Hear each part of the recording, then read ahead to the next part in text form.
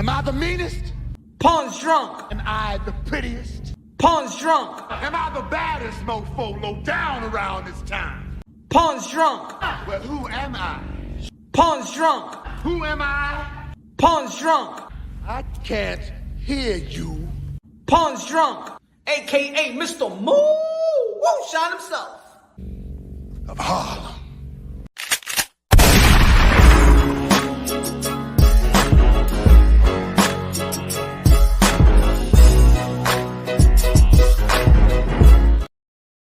Dímelo, mi gente, que lo que. Y'all already know this is Punch Drunk Boxing, aka Mr. Moo Shine himself, aka El Adobo, aka El Sazón, aka El Borracho, aka El Café Bustelo, aka El Pastor de Boxeo.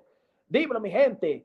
Fight week. The moment that we've been waiting for, ladies and gentlemen. Canelo Alvarez getting back in the ring. Jermell Charlo getting back in the ring. Canelo Alvarez, the cash cow of the sport of boxing. Everybody calling out Canelo Alvarez from 147 to the 175. Everybody want a piece of the cash cow pause. Everybody want a piece of Canelo Alvarez. Everybody calling him out. Damn it, 1 year I heard, all right, Bud Crawford calling him out. A potential fight. Remember, before the Bud Crawford, maybe an Earl Spence fight. We had Tim Zhu recently call him out. He wants to win a Jermell Charlo and Canelo Alvarez. My goodness, Tim Zhu, bro. Haven't even got a title shot. You're already calling out Canelo Alvarez. Mira, ese lambón de Australia. We got Jermell Charlo with a piece of Canelo Alvarez. Demis Andre with a piece of Canelo Alvarez. David Benavidez with a piece of Canelo Alvarez. Bivol with a piece of Canelo Alvarez. Damn, everybody with a piece of the cash cow, like always. Jermell Charlo, the guy that wasn't even begging for the fight, actually got the fight. The guy that was carving his own legacy, not paying attention to nobody else but his own career, his own journey. He the one that get the Canelo Alvarez sweepstake because he carved up his own legacy, minding his own business like everybody else, not like everybody else. So this Saturday, Las Vegas, Nevada, we got Jermell Charlo, the undisputed 154-pound king, lineal king, has cleaned out his division. And yes, cleaned out his division. I know a lot of people are going to be like, but what about Tim Zhu? Tim Zhu just appeared, all right? Because a lot of people wasn't impressed with Tim Zhu before the Tony Harrison fight. So I don't want people to come out of nowhere and try to shame Jermell Charlo with a Tim Zhu. Canelo Alvarez, the 4-division world champion, super middleweight undisputed, a.k.a. King Nelo, a.k.a. Cartelo, a.k.a. Cash Nelo, a.k.a. Payday, a.k.a. Get out of here, man. Now, ladies and gentlemen, I know you see the title, see the thumbnail, and you're like, what the hell is Punch Drunk is talking about? Here we go, Punch. Here we go. Some people be like, come on, man, you switching up. I ain't switching up nothing. Why, when people make a prediction, it's like people get like a titty attack. That doesn't mean I'm against Canelo Alvarez. I'm a fan of Canelo Alvarez, man. It's all over my portfolio in this community. I'm a huge fan of Canelo Alvarez. I respect Canelo Alvarez, man. I feel damn if Canelo Alvarez was not in this era, then the boxing probably would have been dead because he was the one that was setting the tone. Just because I made a prediction, that doesn't mean I'm against the fighter. What's going on in this community? You make a prediction. Oh, you a hater? Watch. I want to see you after the fight, and you're going to see. Yo, I'm just making a prediction. I support Jermell Charlo. I support Canelo Alvarez. You know what I'm saying? I consider Jermell Charlo a pound for pound, top 7, top 6, top 5 for several years. Now, y'all don't want to respect Jermell Charlo. That's on y'all. I've been respecting Jermell Charlo since day one. Y'all know a lot of people. I'm not gonna say y'all, the people in the chat, but I've been supporting Jermell Charlo. I've been supporting Canelo Alvarez. Now, if you didn't think highly of Jermell Charlo, that's on you. Well, Canelo Alvarez think highly of Jermell Charlo. That's why he's fighting him. Let's not forget that it was me in this community, the first one that had undisputed versus undisputed. Before they announced it, before everybody knew that there was a negotiations, it was your boy, Mr. Moonshine, El Adobo, Sazón, El Borracho, that had undisputed versus undisputed. Now, the reason why I say what I say is because I believe that Jermell Charlo has the intangible to upset Canelo Alvarez. That doesn't mean it's nothing less greater than Canelo Alvarez. Is that maybe I'm uncomfortable of the respect and how I hold Jermell Charlo to a standard of great in this era. Yes. Now, if y'all want to be like ESPN and not put him in the pound for pound list, that's on you. I know what I know. I see what I see. And as we all know, he is undisputed. He is undisputed. We've seen that both of these fighters has as great as Canelo Alvarez is. We've seen that he's also a vulnerable fighter. Not in terms of getting hurt or things of that nature, but getting outboxed. We've seen it already. This ain't like, oh my God, we never seen a movie like this before. Jermell Charlo, we seen the vulnerability of Jermell Charlo, but we also see him get it back and get it back in a big way. Everybody always want to be like, oh my God, if Brian Castano could push Jermell Charlo back, then Canelo Alvarez could push him back. Stop with the triangle theory, y'all. Because I seen Mike Garcia getting floored. I ain't seen Earl Spence floor him. I seen Adrian Broner drop Sean Porter, but I ain't seen Daniel Garcia, Ugas, Thurman, or Spence. Oh well, we seen the little, but we ain't seen him on his ass. So Broner got more power than Thurman now. Ladies and gentlemen, read what I typed. If Canelo Alvarez, his stamina is not up to par, I believe in the championship rounds, if he goes to the championship rounds and his stamina is not up to par in the elite level, because I believe he's fighting an elite champion, proven champion, undisputed champion. They got mobility and got punch resistance in the later rounds. If Canelo Alvarez stamina, it is like it was versus Bivol, Triple G, or John Wright, El Peragato, I could see Jermell Charlo with his intangibles drowning Canelo Alvarez. What's the problem with that? Y'all act like there's people out here that act like y'all ain't see what I'm seeing. Like y'all not seeing the decline of Canelo Alvarez stamina. Ain't nobody talking about his skills and talent, because Canelo Alvarez skills and talent is still up to par, still elite, still special. Ain't nobody talking about his beard, his grill, because, hey, he got the best probably chin of this era and probably the best in the history of the sport of boxing. We ain't talking about his chin. We're talking about his stamina. Stamina. I'm making a logical pick, a logical prediction. Maybe you don't like that I'm saying it. See, and I don't even understand this community, because when I break things down unbiasedly, right? If I'm praising Canelo Alvarez, people gonna be like, "Oh man, you just on Canelo Alvarez."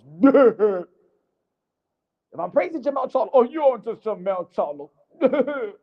If I'm praising Canelo Alvarez, "Oh, you don't go after you don't show respect and praise the black fighters." When I praise the black fighters, they call me, "Oh, you switching up." The Latinos will be like, "Oh, you switching up, Punch." "Oh, you're not defending la raza."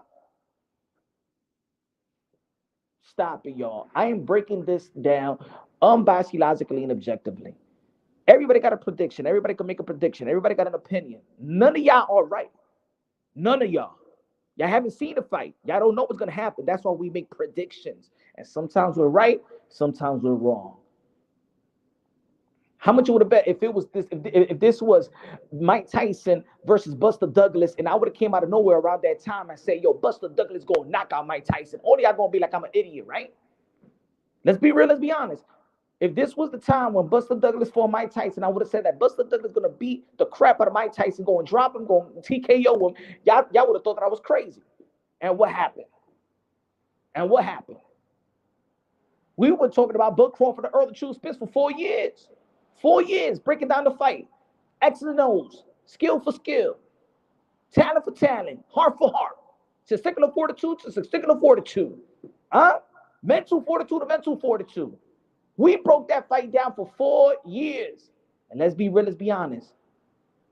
The logical mind, none of y'all said that Bud Crawford was going to beat the ish out of Earl the True Spence from pillar to post. That not even 1 second of the fight did Earl Spence win. None of y'all. So don't come over here in a Punch Drunk Boxing and act like y'all some type of geniuses and be like, "Yo, just shut up, Punch. You don't know nothing. No, Canelo Alvarez is going to wipe the floor to Charlo. You don't know." Shut up. I don't know it all. You don't know it all. That's why we make predictions. That's why we got our opinions. Shout out to Savage in the building. What's good, Savage? Savage in the building. Coda in the building. What's good? Let me see what's up to the people right quick. Say something to the people right quick. Low Nose Boxing in the building. What's good, man? Damn, I'm just seeing this now. Ernest in the building. Timberlina in the building. Flo in the building. Savage, one of the members of Punch Your Boxing. He said Canelo by KO. Okay. Okay, God. Coda. God bless Punch in the chat. Coda in the building. Demon of mi hermano Boricua. Low Nose Boxing said Tang versus Thurman. 145 breaking news. Stop it. Juan Torres in the building. Gamer Kid in the building. Casho in the building. What's good, man? Rico in the building. Juan in the building. Castro in the building. What's good, Castro? Castro, one of the members of Punch Run Boxing. What's good, Castro? The boxing prophet. No diga eso, Ponche Dronky. Dímelo, mi hermano, que lo que. Castro. Let's go. Leonardo Rodriguez in the building. What's good, bruh? Rapstar Boxing Knowledge, the voice of the UK, London, bruv. What's good, bruv? Rapstar. Subscribe to Rapstar Boxing Knowledge. Official in the building. What's good, official? Long time no see, my friend. Chuck in the building. What's good, man? And L in the building. What's good, man? Mill City Boxing in the building. What's good, man? I was waiting for that interview, man. You were supposed to be having Shakur Stevenson, El Boricua. Aye. Yeah, I want to see that interview tomorrow. Shout out to Mill City Boxing. I'm going to have an interview with Shakur Stevenson tomorrow. I believe, 1 p.m. you changed it? 1 p.m. Eastern time? Shout out to Mill City Boxing. One of the hardest working boxing content creators in the business. MVP of the year. MVP of the year. Oh, in 1 hour. Are you going to have it in 1 hour? It says 1 p.m. though. I think that's what it says. Cool Breeze in the building. What's good, Cool Breeze? With the Cinco Dola. Super chatty body game. Good looking out, man. Appreciate you. Are there any concerns Charlo gaining weight would affect his condition in later rounds? I can see it both ways late in the fight. That's what I mean. That's a logical assessment. That is a logical, and you know what? Yes, because when you do put up muscle in a short period of time, even though that Jermell Charlo has always been in shape, always been in shape. He's a gym rat. That's why we give even Buck Crawford the credit, because he's a gym rat. If you put a lot of muscle could fatigue. Your muscle could fatigue. Your muscle could get tired, and not necessarily the lungs and the air pipes, but the muscle could fatigue. So it could play into effect in the championship rounds. We're gonna know. We're gonna understand the where these fighters are at, especially later rounds, mid, late, 8th, 9th round, going into the championship rounds to get there. We seen the trilogy with Deontay Wilder and Tyson Fury. We seen Deontay Wilder put up muscles in a short period of time. Remember, Deontay Wilder just weighed in like what, 215. You know what I'm saying? He put up a lot of muscle. He was what, 238 when he fought Tyson Fury in the trilogy, right? And we see that he got better. He did look better. He was jabbing the solo plex. It was affecting. He dropped Tyson Fury twice. But what happened? He got tired again. His muscles seemed fatigued and stuff like that. He was throwing every shot real hard. And then, you know what I'm saying, he was just fatigued. We don't know if it was really his lungs or maybe it was the muscle, right? So that's logical right there to assess. We could see 2 tired fighters in the championship rounds.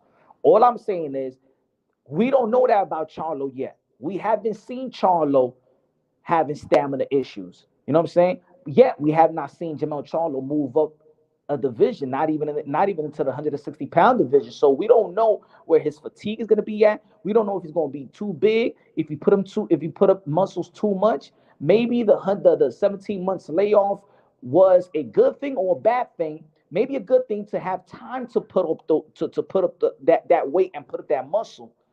Because maybe if he was active and he was playing with his diet too much, maybe that could have played into effect. So we don't know. Maybe he's gonna be fatigued like Deontay Wilder. We don't know. But one thing for sure is that we don't know that yet. We do know that Canelo Alvarez have stamina issues, and right now it's looking apparent. If you would have had one fight and he would have been tired, okay, then all right, maybe the next fight, you know what I'm saying, he gonna be better. But then the next fight, he even got more tired. And the thing is about this, and this is what I'm seeing about Canelo. And look, I'm a student of the game. I watch fights all day. I study this fight, especially this fight, so much. And when I'm talking about his stamina, why you think they making an emphasis of him running right now? Why you think they in Showtime All Access they have him running the hills, emphasizing that he's running again. His training is up where it used to be. You know why? Because it wasn't before. Now let's see that he is running again. Remember, I'm always preaching about road work. Good looking out, Breeze. I'm always preaching about road work. So I'm really happy that Canelo Alvarez is doing road work. But I don't know how much he's doing the road work. I mean, even when they showing him in all actions, he don't look like he's sweating or nothing like that. You know what I'm saying? I don't know if they just doing for just for the video. But we know that Canelo Alvarez stamina issues has resurfaced. He used to have stamina issues before, and then I think he fixed that up with the Triple G and Canelo Alvarez won. He was mobile. He was elusive. I like that Canelo Alvarez. Even though a lot of people did critique Canelo Alvarez being so elusive like that, I just felt that people didn't expect that type of Canelo Alvarez and the footwork Canelo Alvarez. I seen the evolution of Canelo Alvarez in the Triple G fight, the first one. Everybody wanted to see that toe-to-toe type of war. Canelo Alvarez gave you something else, and that's why in the second fight he said, "Let's go toe-to-toe." I ain't like my evolution. You know what I'm saying? I did took a page out of Floyd Mayweather. I learned something, but it seems like I still want me to go toe-to-toe with Triple G. I get it. I'm gonna do that. I'm gonna give it to y'all, and he made the adjustments, and he beat Triple G in his traditional style. Now, Jermell Charlo, whether people wanna identify or because I talk to people and they really don't even see Jermell Charlo's fights like that. But I seen the evolution of Jermell Charlo. If you notice that in the beginning of his career, Jermell Charlo was not really this knockout artist knocking everybody out. And there's a few fighters at the stage of where Jermell Charlo was at that gets better. To be real, a lot of fighters that we admire are still working off or showcasing their amateur skill set. A lot of fighters, and I'm gonna tell you, and I'm gonna give you an example. A lot of fighters that have like 200 amateur bouts, they become pro. They get a bunch of fights, let's say like 15 fights that's tailor-made for them to look good for TV. They get their promotional exclusive contracts and stuff like that. But they still working off the amateur skill set. All they doing is sharpening the tools, but they're not adding more to the bag. Jermell Charlo is one of the few fighters that added more to the bag. Bud Crawford is one of the few fighters that added more to the bag. If you would have seen Bud Crawford in the amateurs, he is a totally different fighter today. He was wild in the amateurs. I didn't think, if looking at looking at Bud Crawford in the amateurs, in the class with the Misa Andre, with Keith Thurman, Gary Russell, Saddam Ali, Deontay Wilder, the Charlo brothers, Daniel Jacobs, Adrian Broner, Mike Garcia, Leo Santa Cruz, all these guys. Danny Garcia, you would have never thought that Bud Crawford would be the pound for pound number one. But he stayed in the gym like we all see him in the gym. He puts more tools in the bag. Now he's become awkward. He's become very elusive. The back and the great off the back foot, very unpredictable. Could switch up and stuff like that. He gained that because he stood in the gym, still working on his craft. A lot of fighters today are just sharpening the tools, but they're not adding more to the toolbox. Jermell Charlo has been one of those fighters. He's a different fighter that fought Charles Hatley, that fought Brian Castano in the second fight. And even and people want to criticize him with the Tony Harrison fight and the Brian Castano fight. Yeah, I just want to look at the negative because y'all only want to see the first fight. But what happened in the second fight? That means this is a guy that could go back to the drawing board, find the X's and O's that he need to work on, be humble enough to work on his craft and come back and knock out the guy that defeated him. Now, the second fight, he didn't lose. It was a draw, but there were a lot of people that felt that Brian Castano beat Jermell Charlo. I thought that Jermell Charlo actually beat him, and I got criticized for my scorecard. But yet, in the second fight, we saw what we saw. So Jermell Charlo was a guy that goes back to the drawing board, identify what went wrong, how he could get better. And one thing that is different, because of course a lot of people want to also compare Jermell Charlo and Earl Spence because they got the same trainer, but they don't got the same approach career wise. They don't got the same approach to getting better in the game. They don't have the same approach to staying in the gym. Jermell Charlo is not Earl Spence. I always said, by the way, that Jermell Charlo will beat Earl Spence. He's better than Earl Spence. Always have and always will. The difference between both of these guys is just not that they got. I'm seeing the similarity is the Derrick James, but the difference is that Jermell Charlo was smart enough to add a Joanne Guzman in his training in his camp. He's an in-house trainer. He understands that Derrick James have a lot of responsibility with a lot of high-profile fighters.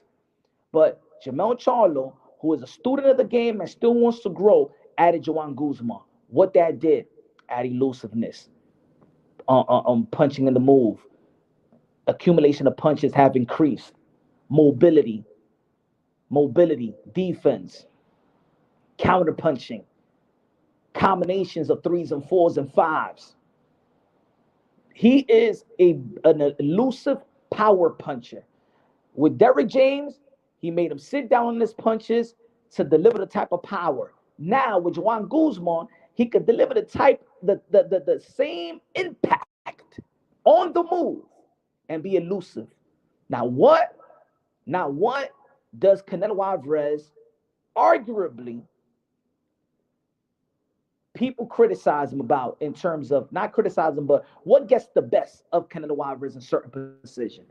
Elusiveness, combination of punches, awkwardness, people that can fight off the back foot, straight punches, right? Well, that's what Jermell Charlo has. That's what Jermell Charlo brings to the table. Let's all be humble here. I understand Canelo Alvarez is, hey, he's an all-time great. And Canelo Alvarez could beat Jermell Charlo. But I do believe that Jermell Charlo has the intangibles to beat Canelo Alvarez as well. And let's be real, let's be honest.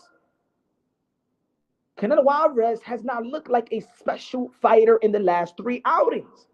So I'm only can make this type of assessment by looking at what's transpiring with Canelo Alvarez.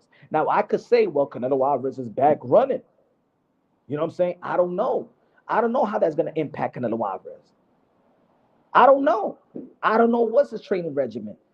I said it once. I said it before. I think that Canelo Alvarez and Eddie Reynoso has plateaued together. And I never said that I wanted Canelo Alvarez to fire Eddie Reynoso. What I've been saying is that I want Canelo Alvarez to add something to his team, just like Jermell Charlo could identify with himself in his career and add to his team. Just like Bud Crawford felt like he needed to add to his team. Great fighters add to their team. Even Floyd Mayweather, when he felt like, you know what, man, now I'm getting caught. I need to go back into the defensive mode. What he did, he rehired his father to be the head trainer and stuff like that. And Floyd Mayweather said it why. Roger was still there, but he needed his dad to emphasize that type of defense once again and be defensively responsible.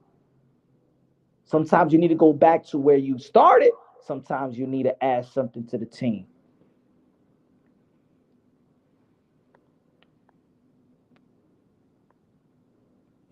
All right, let me read a couple of. I was going in, my fault. I was going in. Yeah, you right. I just fixed it. Thank you. Sorry for the mix up.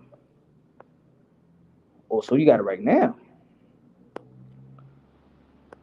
The only Derrick James fighter that we talking about fighting Canelo was Earl Spence until July 29th. Facts. Charlo got a very good chance if he could keep Canelo at outside distance. He's going to have to mix it up. But as y'all see the thumbnail, I got to be real with y'all folks.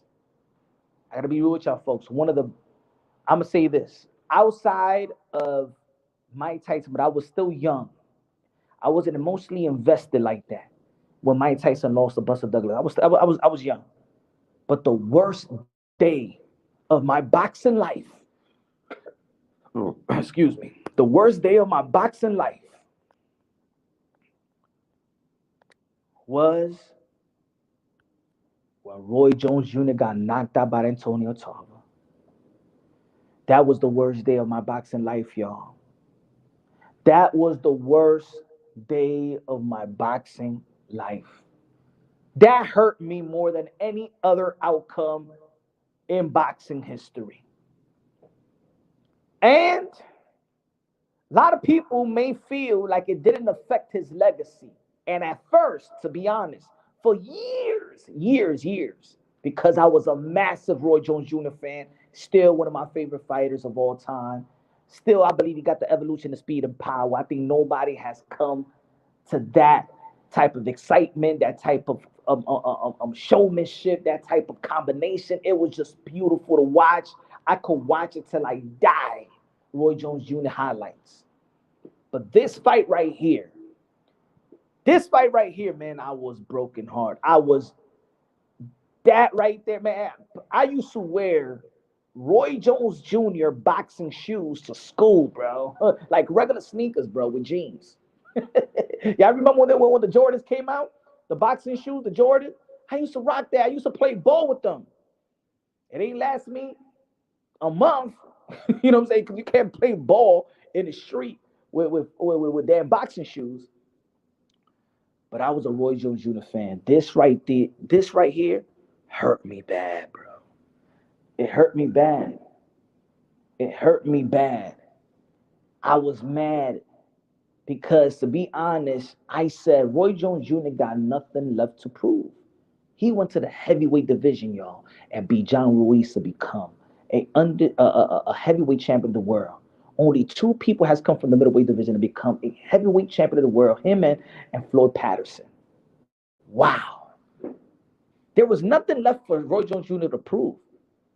Even he was criticized for, he was not fighting nobody, but he already beat Bernard Hopkins when Bernard Hopkins wasn't the Bernard Hopkins that we know today. He beat James Toney when James Toney was regarded the best defender. When James Toney was arguably the pound for pound number one in the sport of boxing, he beat him. And after the Antonio Tarver, because people also forget that the first that he had after the John Ruiz, he did fight Antonio Tarver and he won. And I knew he didn't look good. It wasn't smart for him to lose 25 to 30 pounds to come back down. I knew he was going to be weak. And around that time, Roy Jones Jr. was halfway boxing, halfway basketball. He was playing in the CBA. He was playing in the semi-pro league. Even if you was following Roy Jones Jr. leading up to the fight, almost every fight he was contemplating retirement. His love for the game wasn't like that. It was so easy for him that, remember, it was one fight. He finished a pro basketball game in the CBA, and he had a fight at night and looked spectacular. Roy Jones Jr. was a freak of nature. But let me tell you like this: he is a Hall of Famer, first ballot. But that loss by Antonio Tarver, whether you want to admit it or not, his legacy took a hit. Not his accomplishment, but his aura was done. His aura was finished. It looked like that wasn't even Roy Jones no more. Like, that loss affected him. People didn't see him like a superhero anymore. He was still great. He still had accomplishment. We all know that he was going to be Hall of Fame. But his legacy took a hit. As much as I didn't want to admit it in the past, his legacy did take a hit. People wasn't even looking at Roy Jones Jr.'s last fights. Last 10 fights, nobody cared. Then he got knocked out by Glenn Johnson right after that, knocked out cold. Everything was going downhill. Just like every other great fighter. Every other great fighter actually loses like a Roy Jones Jr. for the most part in the history of the sport of boxing. But one thing that I'm comparing this Roy Jones Jr., and I did it before, if you follow the channel, I'm comparing it to Canelo Alvarez. Because as much as I respect the fight September 30th, as much as it's a good fight, it's undisputed versus undisputed, two respectable champions of this era that's going to go down as Hall of Famers, Canelo Alvarez got nothing to prove. Just like Roy Jones Jr. had nothing to prove when he fought Antonio Tarver the second time. Because after you beat him the first time, there was nothing left. There was no opponent out there for Roy Jones Jr. It was nothing left to prove but a money grub. And you know it and I know it. Is nothing left for Canelo Alvarez to prove. Why is he fighting for? Let's be honest. It's not glory. Because, yeah, if he beats Jermell Charlo, he'll beat him. He'll be the undisputed. But he ain't gonna get that type of credit because a lot of people feel like he's picking the little guy. He's picking a 154-pounder. I respect the fight, but I'm talking about, overall. I read, I hear. A lot of people was criticizing Canelo Alvarez for picking Jermell Charlo over David Benavidez.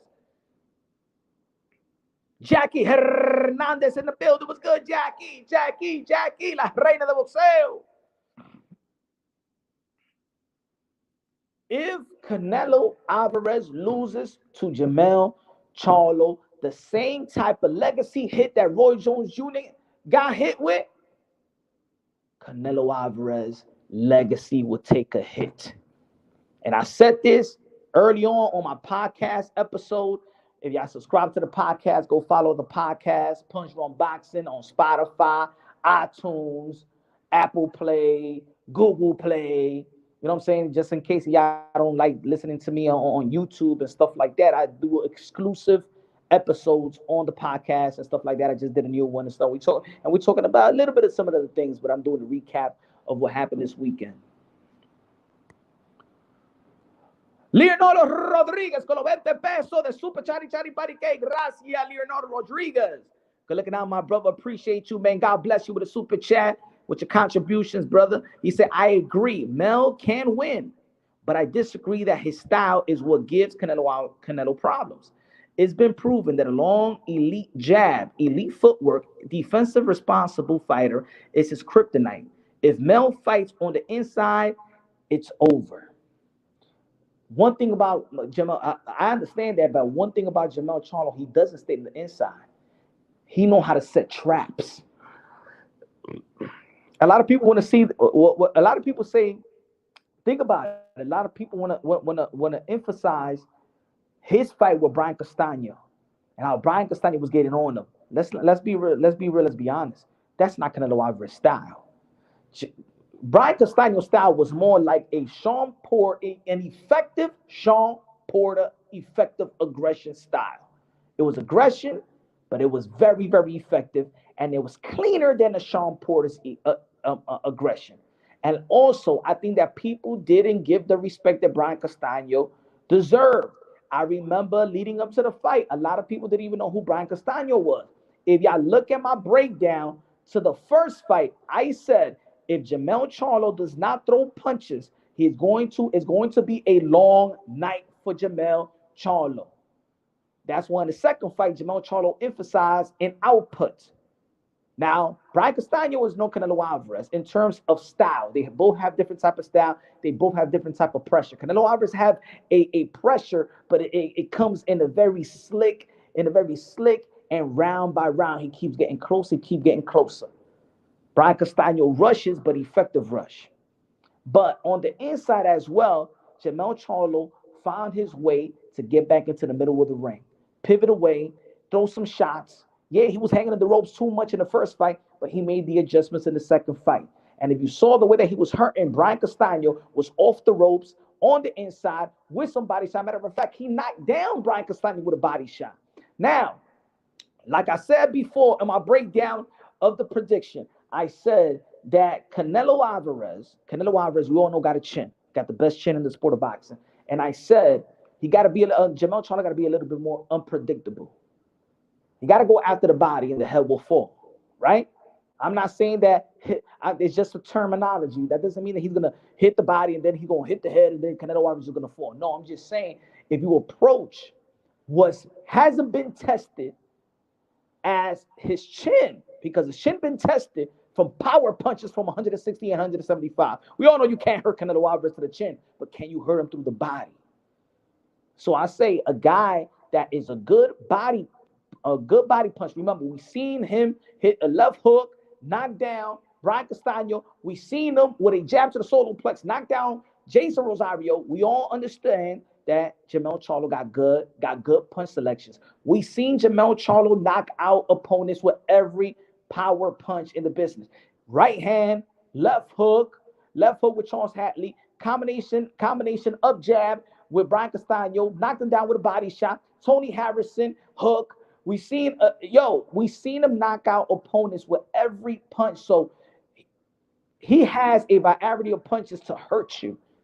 Jermell Charlo, just like Canelo Alvarez, but Canelo Alvarez for me is more predictable than Jermell Charlo. Is Jermell Charlo going to show up, the one that throws high volume punches and elusiveness and things of that nature, or is he going to be that look like he's overthinking like Tony Harrison the first fight? I believe that Jermell Charlo has grown out of that, in my opinion. Good looking out, Leonardo Rodriguez. But there's the beauty of it. The beauty of it is that we don't know what's going to happen, but we're going to be breaking it down. He said, punch to whatever borracho. ¿Por qué? ¿Por qué, Cora? What am I saying? I want to know, what am I saying that is not logical? I understand it because we're all going to agree or disagree. Matter of fact, more people, 80% of the people is going to disagree with what I'm saying because they don't really have a respect of Jermell Charlo for whatever reason. They just think that he's dead. The Canelo Alvarez is going to blow him away. I heard this talk. Trust me, I'm in this community. Most of the people said that Canelo Alvarez, even myself, was just going to go to breeze through Dimitri Bivol. 90% of the boxing world, bro, thought he was going to breeze through Dimitri Bivol. Oh, Dimitri Bivol got no power. He's simple. He's simple. And look what happened. So I don't want to hear. Don't act like. Don't disrespect my breakdown. Understand it. Disagree with it. But I'm not saying nothing that you haven't seen. I'm not breaking down Jermell Charlo as a fighter that we don't know, we haven't seen before. I'm not saying Jermell Charlo is the kid dynamite, Mike Tyson in his heyday. No. I am giving you what we see from Canelo. I'm giving you what we see from Jermell Charlo. And we're trying to predict what's going to happen September 30th this Saturday.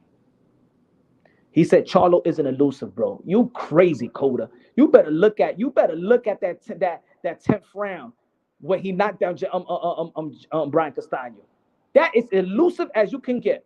He dipped, he slipped, he ducked, he countered, combination punches, got back in the middle of the ring and knocked him down, and I hurt him with a jab, and then knocked him down with a body shot. Get the hell out of here. You're not watching Jermell Charlo, Coda. You're not watching Jermell Charlo. To say that he was not as elusive, you're not watching Jermell Charlo. You're watching video game. You watch a video game. Nobody could tell me, nobody in the sport of boxing, not even God could come down from the heavens and tell me that Jermell Charlo was not elusive. That you're not watching, you're not looking at boxing. But you're looking at some highlights and some hating highlights. You're probably seeing when he lost to Tony Harrison. That's what you're watching. That's what you're watching. You didn't see Jermell Charlo. Go back and do your studies, brother.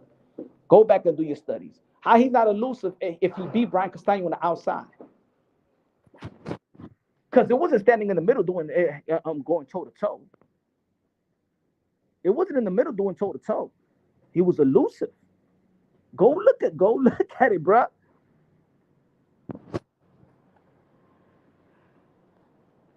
Jermell is no Mayweather either, but look where you comparing it. Jermell is no Mayweather either, but guess what? Bivol is no Mayweather either too. Bivol is no Mayweather. So now Bivol is all, man, yo, we got to stop. We got to stop with changing of the energy. See, I could be humble. I could be real and be like, you know what? I didn't think that Bivol was going to do that to Canelo Alvarez.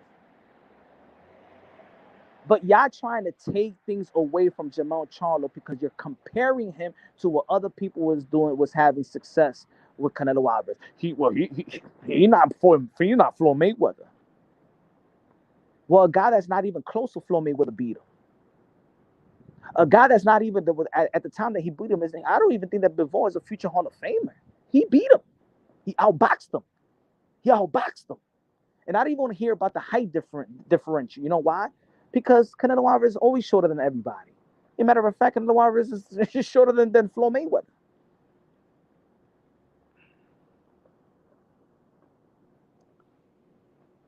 Coda. He said, "Look, come on, you're not a casual Coda. You know, I got a lot of respect for your intellect. But when you're saying that he wasn't elusive, come on, that's right there. It's absolutely wrong. He was elusive. If he wasn't elusive, he would got beat by Brian Castano. If he wasn't elusive, he would be getting beat from Brian Castano. He wouldn't even have a chance.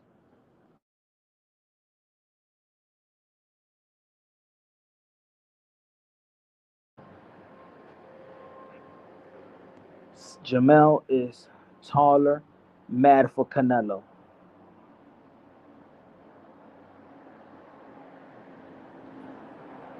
Canelo Alvarez is no longer in the last three fights looking like a special fighter.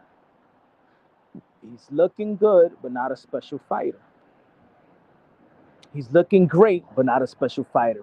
And maybe his decline is still better than everybody else, maybe in the middleweight division. Maybe just because he's on decline, that doesn't mean he's not better than everybody else. Even Michael Jordan declined. He was still better than everybody else. Even LeBron James have declined. He's going to be 40. He's still better than everybody else.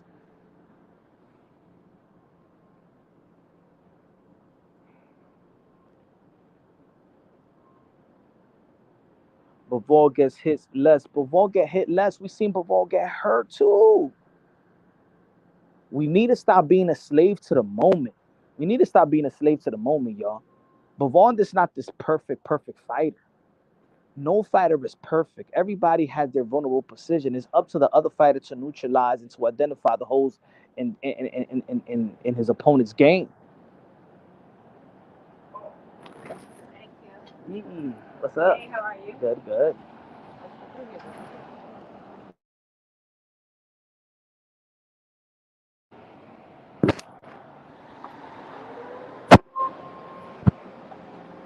What up, Leonardo Rodriguez with a $10 super chat. What's good, my brother? He said, only two ways I see Mel winning is one, lucky power punch. Wow. Two, he works the hold on, let me put this my fault. What's good, Leonardo Rodriguez? My fault. I ain't put it up. Only two ways I see Mel winning is one, a lucky power punch. Two, he works the body and hopes Canelo isn't in great cardio shape and stops him in the 10th and 12th round. Okay, I'm saying basically the same thing in your second assessment with an accumulation of body punches. Okay, I agree 100% with that because I think that's my assessment or that's my prediction. If Canelo Alvarez stamina is not right in the championship rounds, because I think that Canelo Alvarez already he's familiar with power punches and stuff like that. I don't think that I don't know if Jermell Charlo's if his output is not where I always the only criticism that I have with Jermell Charlo is that his accumulation of punches and stuff like that. And when he fixed his accumulation of punches, he gets his opponent out of there. When he overwhelms his opponent with accumulation of punches, his jab to the solo plex, and gives you the three, 4 punch combination and stuff like that, it's hard to compete with Jermell Charlo. When he's being too traditional, throwing the jab, 1-2, 2-1, and stuff like that, then he's being predictable. He look like he start overthinking. He's not throwing a lot, and sometimes he gives his opponent some type of confidence and stuff like that.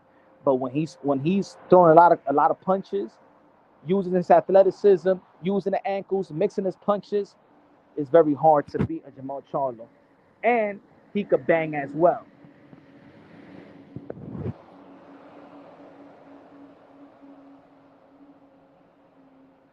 Good looking out, man, Leonardo. I appreciate you, my brother.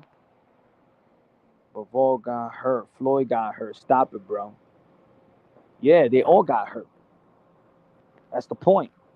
They all got hurt. They all got vulnerability. I just think Canelo and Castano are two different fighters. I just think Canelo is sharper and smarter and more explosive. I seen Charlo get hurt, and he going up carry. Yeah, 16 pounds. That's a lot, man. That's a lot. That's a lot. 14 pounds? Is it 14 pounds? I think it's 14 pounds. I think. Punch, you might be right though. Crazier shit has happened. But that's what I'm saying. We don't know what's gonna happen. So I'm just breaking it down. We don't know. See, I don't know. Maybe I see Jermell Charlo as a better fighter than what people give him credit to, or as a greater fighter. But put it this way: I've been talking about Jermell Charlo just as much as I've been talking about Canelo Alvarez, and now and looking that he is undisputed, seems like I've been right. Seems like I've been right assessing Jermell Charlo.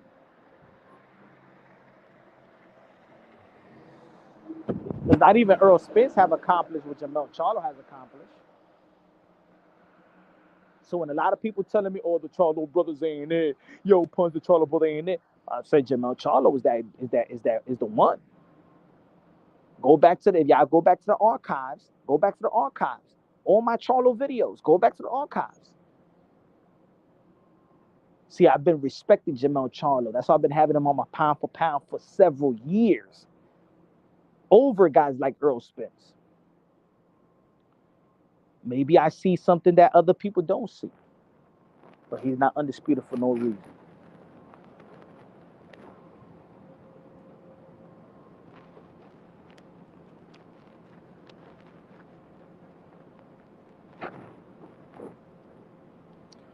Man, weirdos.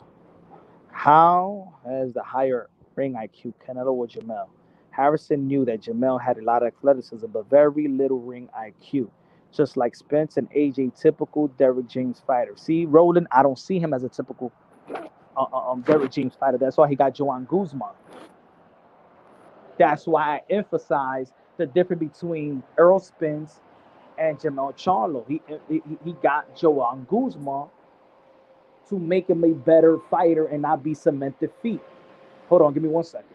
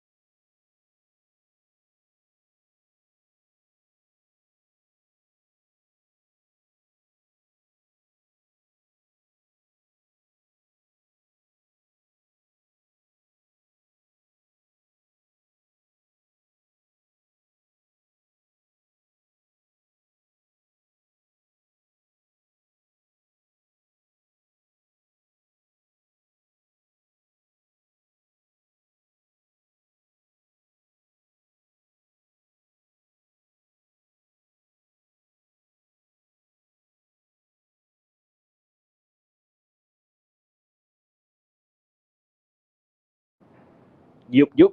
All right. Let me see where we at. Let me see where we at. Let me see where we at. Where we at? Where we at?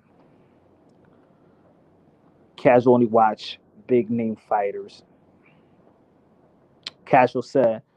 Casual in the building was good. Said fighters that are casual fans too. Boxing profit. Let me see. Let me see what y'all saying. All right, Leonardo. Let me ask you another question. Right? Yeah, yeah. Speaking of one another. Okay. Um. Jermell gets hit by the right hand a lot. I mean, I see a lot of people. I see. This is one thing I've noticed also, and I want you to be. Let's be real, cause come on, man. This is pure, hardcore boxing talk. Like, come on, we ain't no fanboys out here. We respect all fighters. Yeah, we could like a different style more than other, or a different fighter more than other. But let's say if you're a Canelo Alvarez, if you're more of a Canelo Alvarez fan, or if you're more of a Jermell Charlo fan, and you want to break down the fight because you want your favorite fighter to win, I'm going to look at more the deficiencies of my favorite fighter. I want to know what he got to look after. You know what I'm saying? Like, let's be real. The only thing that we got is bragging rights as fans. We be acting like we're the trainers, you know what I'm saying, indirectly, like from afar. That's why when we watching boxing, we be screaming at the TV, "Come on, you got to do this, yo, hit the jab," and stuff like that. Like they actually listening to us, right? And this is why I say about Canelo Alvarez. That's why I emphasize the stamina, because the stamina, as me as a Canelo Alvarez fan, is for me is getting me frustrated, and that's why I kept on saying, "Damn, he's declining," because I could see it in one of my favorite fighters. I could see the decline. People say, "Oh no, you switch." No, you're more hard on pause on the, on your favorite fighters. Jermell Charlo, I say, damn, he need to throw more punches. He need to throw more punches, but I could also see the growth of Jermell Charlo. I could see that both that they're he's peaking. He's still growing as a fighter, and that's scary at his age. You know what I'm saying?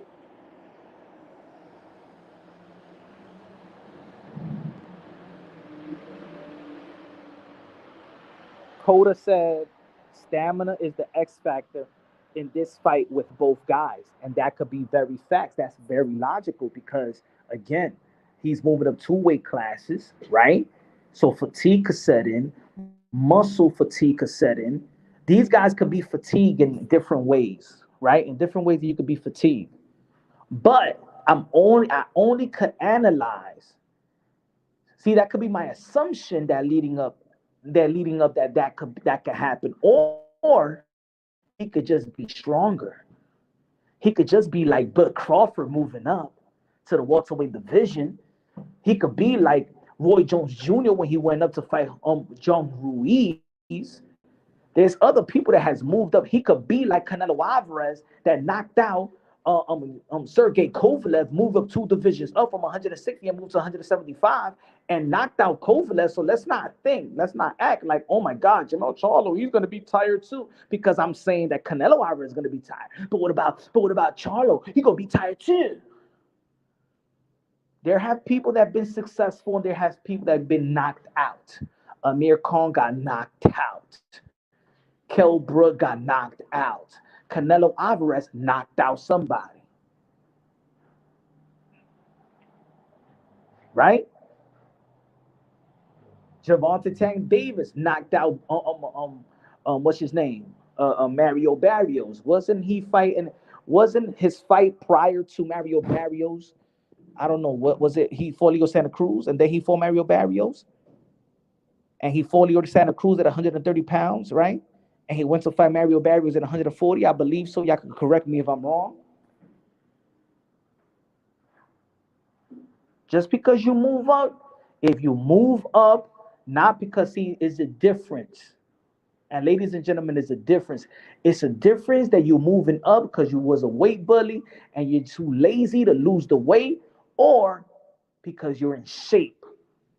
The difference is Jermell Charlo is in shape, always been in shape. There is nobody could show me a picture of Jermell Charlo anytime in his career, in the ring or out the ring, that could show me a picture of Jermell Charlo out of shape. Can anybody send me a picture of Jermell Charlo out of shape? Anybody? Can anybody tell me, yo, Jermell Charlo was looking way out of shape around this time?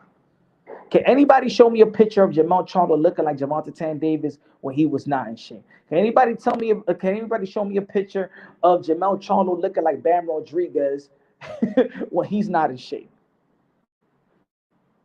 Can anybody tell me a picture of Jermell Charlo looking like Adrian Broner? Can anybody show me a picture of Errol Spence when he's not in shape? So think about it. In the 17 months, either we could count the layoff. That's very logical as well. Would it be the layoff, timing, and things of that nature, right? Or was it important for him to have that type of layoff to gain that type of muscle in a respectable way that when you cut it, you're not losing it?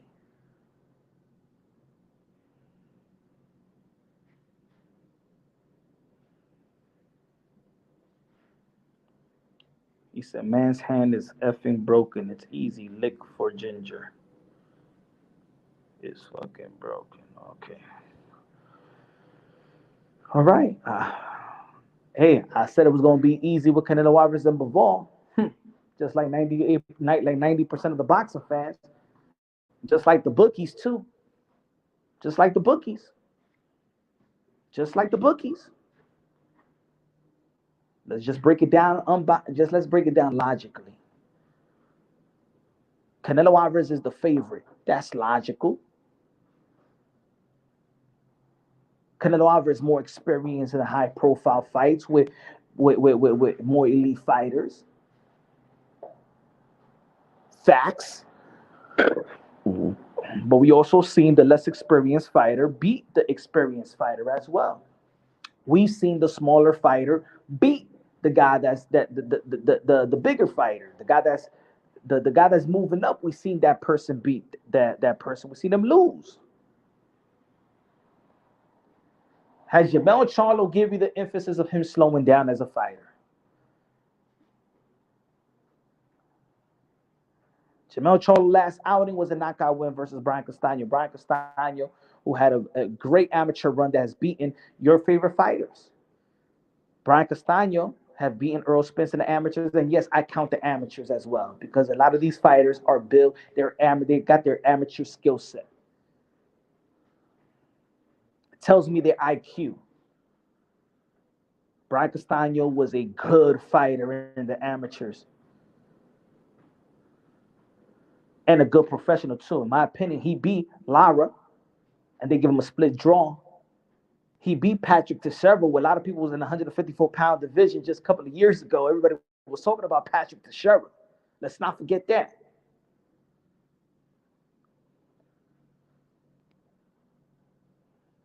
So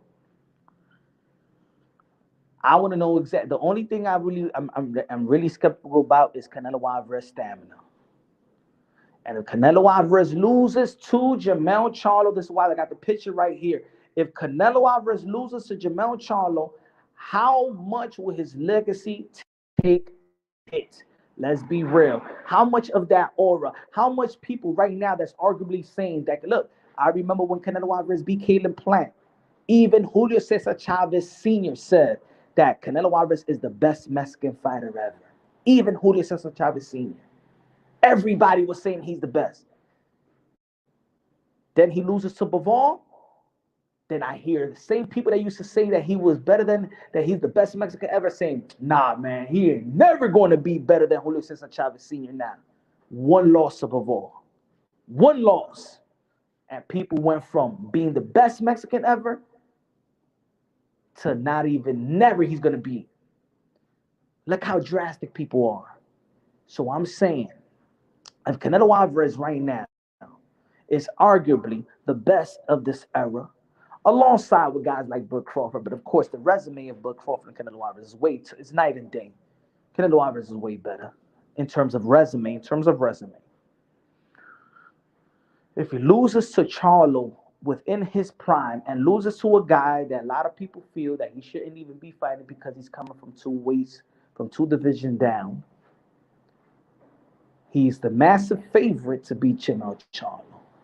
If Jermell Charlo beats Canelo Alvarez, his aura, legacy, and how you see him as an all-time great, I believe it's going to take a hit. And it's going to take a hit just like Roy Jones Jr. when he got knocked out by Antonio Tarver.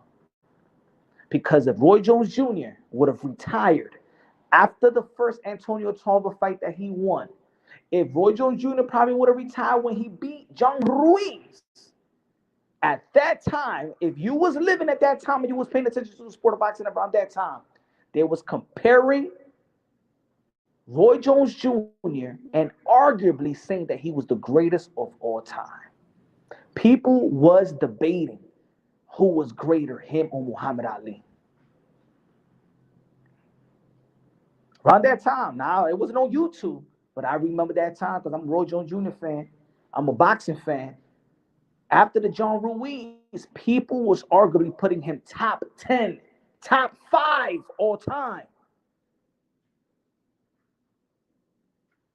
We back tomorrow with Shakur interview, homie. Had something that came up.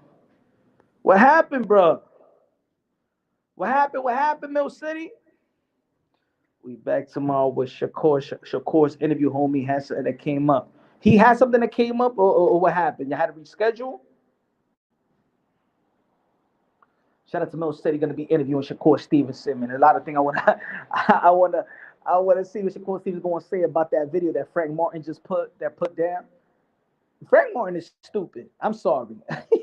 he should have never did that interview saying what he was saying. He was actually going, if you know what I'm saying. I just was asking just a little bit more. I mean, look at Devin Haney. He was gonna give him $8 million. I said, this man got off the negotiation with Shakur Stevenson because of a narrative that was pushed in YouTube. Frank Martin, man, he need a PR, bro. He need a PR. He should have kept his mouth shut. Frank Martin should have kept his mouth shut. He should have kept his mouth shut. Frank Martin is a dummy. He should have kept his mouth shut for real. Or the thing that he said was dumb. Hire PR. You ducked him. You ain't want no part of Shakur Stevenson. Everybody, you ain't want no title shot. You have told the whole world of boxing you're not about legacy. You're nothing but another Pitbull Cruz. Waiting on Javante Tan Davis, Willy Wonka ticket.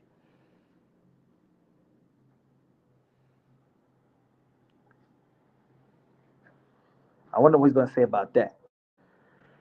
Cause let's be real. It's the people. I don't even know why people say there's people out there that's hating on Shakur Stevenson for no reason. It's two reasons why you can hate on Shakur Stevenson. Either you're an Earl Spence fan and you hate Bud Crawford, so you hate Shakur Stevenson because he's Bud Crawford's homie, or because you just don't like that Shakur Stevenson embraces his Latino side, Puerto Rican side as well as his black side. I don't know. You tell me. Because I don't see why you hate. I don't know why a community would be hating on Shakur Stevenson. He's accomplished. He's been entertaining. There's nothing really bad to say about Shakur Stevenson. Or a Devin Haney fan. Okay, or a Devin Haney fan as well. Abel Perez Jr. said Canelo is on decline. He is. Everybody know it. Everybody see it. Even Canelo Alvarez have identified that he has not looked the same in his last several fights. So, I'd be debating with other people and be like, yo, but you say the Canelo Alvarez declining. He's not declining. He's not declining. Canelo Alvarez have told you that he hasn't been the same. He hasn't even trained the same way. So maybe that's the reason. Now, every fighter always say, I feel incredible. This is the best camp. This is the best camp of my career. Let's see. Let's see if this is going to be the best camp of his career. Give me 1 second, y'all. Give me 1 second. Give me 1 second.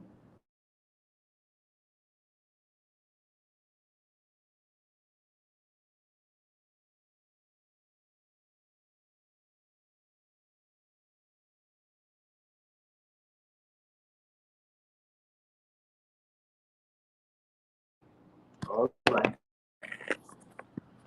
All right, all right.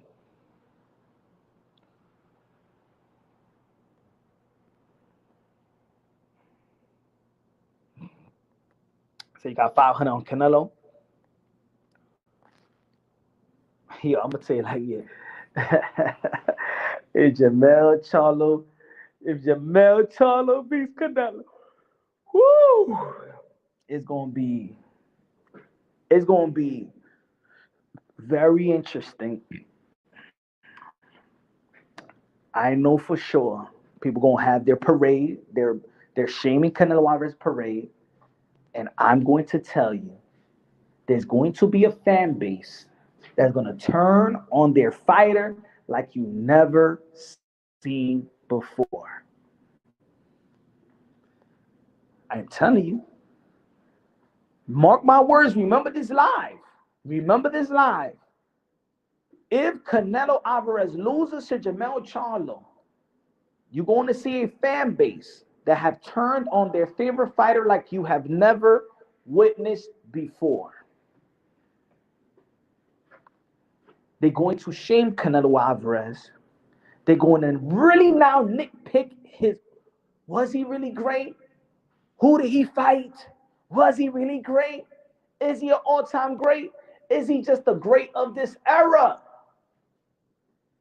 He's going to take a hit, probably worse than Roy Jones Jr. And if it lands and it ends like, because think about it, I ain't never thought that Antonio Tarver would have beaten Roy Jones Jr. like that. Who would have thought so? Who would have thought so? After Roy Jones Jr. beating John Ruiz, becoming heavyweight champion of the world, you thought that anybody thought that Antonio Tarver was going to be Roy Jones Jr.? Antonio Tarver was one-dimensional.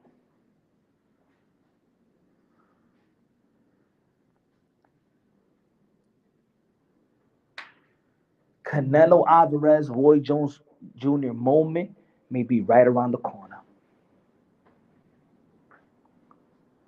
Canelo Alvarez stamina better be right this upcoming Saturday versus Jermell Charlo. He better be on his P's and Q's. He better be. He better be. See, one thing about I be back in the days when you get a tune-up. When you get a tune-up, you actually get a tune-up that mimics the fighter that you're about to fight. That's why it's called a tune-up. It's a difference between a tune-up and a stay busy fight. Canelo Alvarez didn't see this as a stay busy fight. He used this as a tune-up. Now, a tune-up in boxing is when you have a fighter that's similar to the guy that you're supposed to be fighting next, your big fight. That's a tune-up. A stay busy fight could be anybody. I didn't think that John Ryder was the best fight to mimic a Jermell Charlo or a Jermell Charlo, in my opinion. But we're going to see if Canelo Alvarez, it was his injuries that actually affected him, and it was nothing else but that. We're going to see how great Jermell Charlo really is, because I believe he's a great fighter of this era.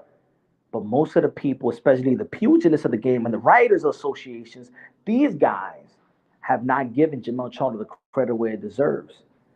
I believe that Jermell Charlo got something to prove. I think that Jermell Charlo got a chip on his shoulder. I think Jermell Charlo was taking this serious. I think that Jermell Charlo is not taking this because of the money and stuff like that. He already had the house, he had the mansions and stuff like that. He's not out here looking for a handout. It's something about Jermell Charlo that tells me that he wants this fight more than Canelo Alvarez.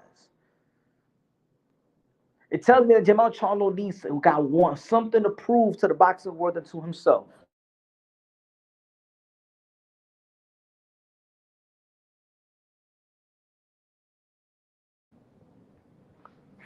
And I feel that as much fighters, when a fighter really got nothing to fight for but just money, there's going to be a period of time when your Roy Jones Jr. moment may appear. Canelo Alvarez ain't that guy that's hanging on to an O. He's lost before. There is a blueprint of beating Canelo Alvarez. Now, Will Jermell Charlo execute the type of blueprint or bring in a new blueprint?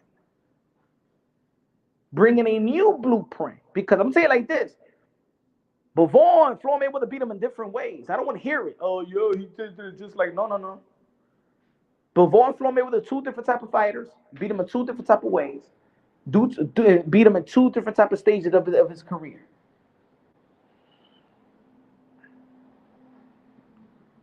So.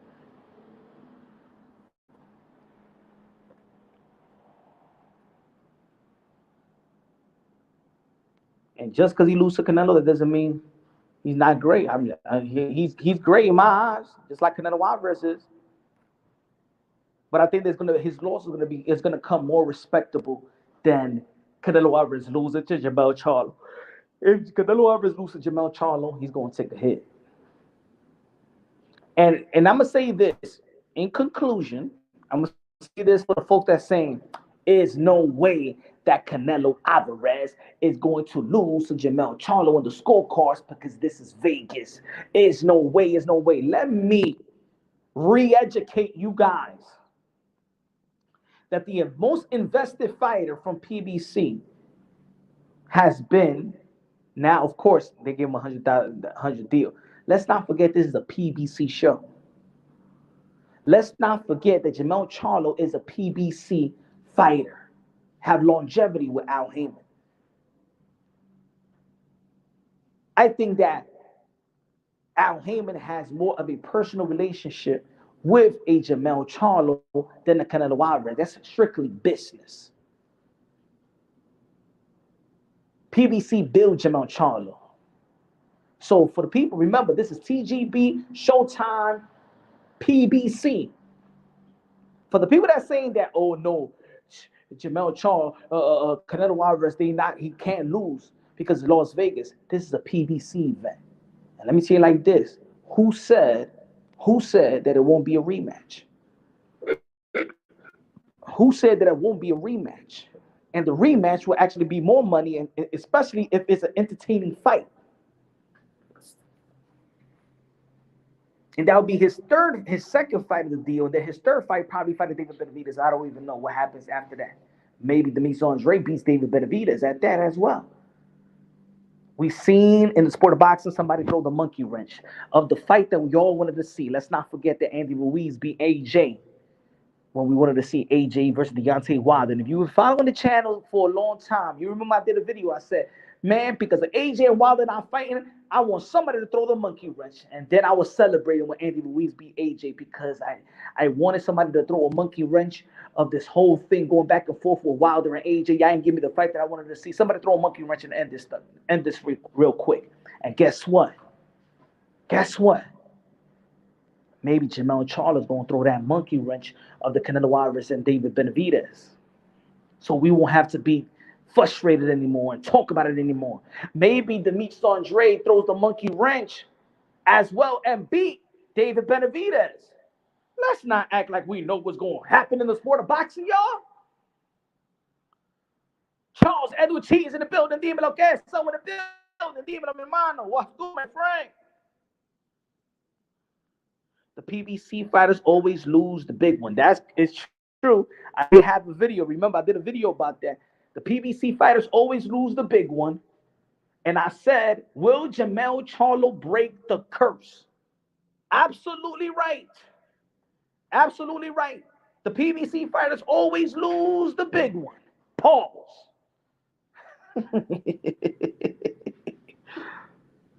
But the difference between, the difference between this PBC fighter and Jermell Charlo, I think this Jermell Charlo was more disciplined and more dedicated than the other PBC fighter. Let's not forget, even Keith Thurman said that he gained weight after the Josecito Lopez fight. 35 pounds, come back down to Manny Pacquiao. What the hell you was doing in between fights in the same year? He wasn't disciplined. I don't think that Earl Spence was a disciplined. I'm not gonna say a disciplined fighter, but the type of discipline that you needed to fight Terrence Bud Crawford, that is a gym rat, and he eat sleep ish boxing. He lost the big one. Deontay Wilder lost the big one. Stephen Fulton lost the big one, but he is a dedicated fighter as well, but he lost the big one. I just think that Jermell Charlo is just a different type of, he's a dedicated fighter. I think he's more dedicated all year round. But we're going to see.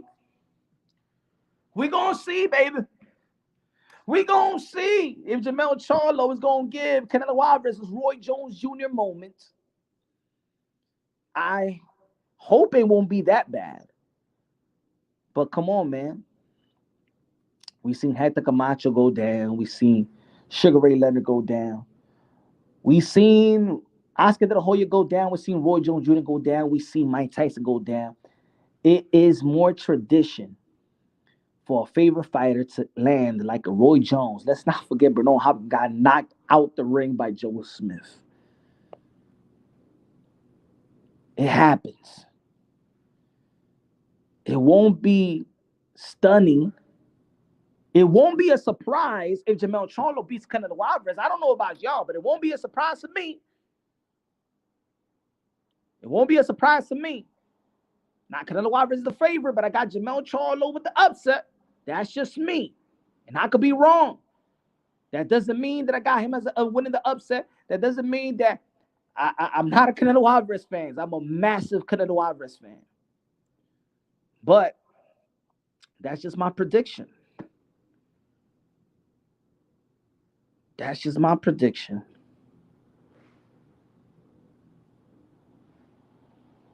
You can't be, again, I don't know what Canelo Alvarez's motive.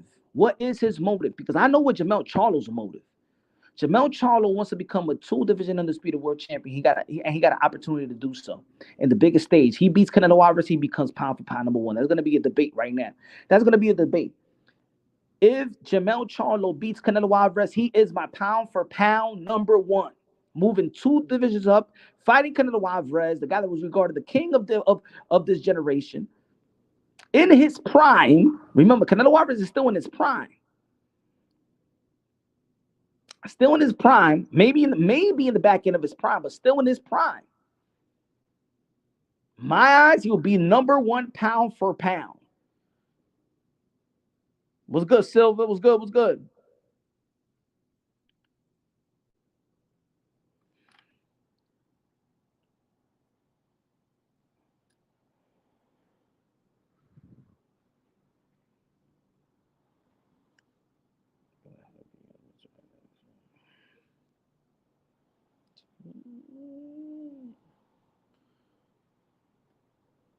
But we're going to see. We're going to see. We're going to see what's going to transpire this fight. You're just trying to give Canelo more credit for beating Jermell. This is very entertaining. You're just trying to give Canelo more credit for beating Jermell. I don't get it. What are you trying to say? This is very entertaining. What you want me to say? I know. What's good, Stella? What's good? What's good, Jersey Dro? What's good? What is it? You want me to be just like every other channel and talk ish about Charlo? That's what it is, and not give credit to fighters. I'm giving logical credit to Canelo Alvarez and logical credit to Jermell Charlo. I see Jermell Charlo as a great 154 pounder. I see Canelo Alvarez as a great middleweight champ, as a great fighter, as the guy that's been, on the top of the game for such a long time with the best resume in the sport of boxing. But I could see that Jermell Charlo has the intangibles to upset Canelo Alvarez. What's so wrong about that? Well, like what I'm not saying that it sounds like what is off. Like, nah, Punch, you out of your mind. I want to know what is my out of my mind comment in talking about or analyzing this fight. Tell me something that I said that no, it cannot happen, Punch. No, man, you crazy, Punch. You crazy. Canelo Alvarez could very well beat a Jermell Charlo. He is favored to beat Jermell Charlo. He has the experience to beat Jermell Charlo. He has the power. He has the chin. He has the skills, the IQ to beat Jermell Charlo. But I believe that Jermell Charlo has also had the intangible to upset Canelo Alvarez. Y'all can't tell me no. He got a good jab, a powerful jab. He mixed the jab real well. He got good footwork. He got great intangibles. Got good IQ, decent defense, power off the back foot, good counter puncher, good body puncher, good accuracy in his punches. What does he don't have? What doesn't Jermell Charlo, what don't he have? Because I believe, I'm going to tell you like this, Jermell Charlo throughout the years have been almost a complete fighter. Jermell Charlo has been a complete fighter. And I think maybe because he doesn't get the credit that he deserves, maybe because the 154-pound division doesn't have the lucrative names. But the 154-pound division, this ain't no slouch either.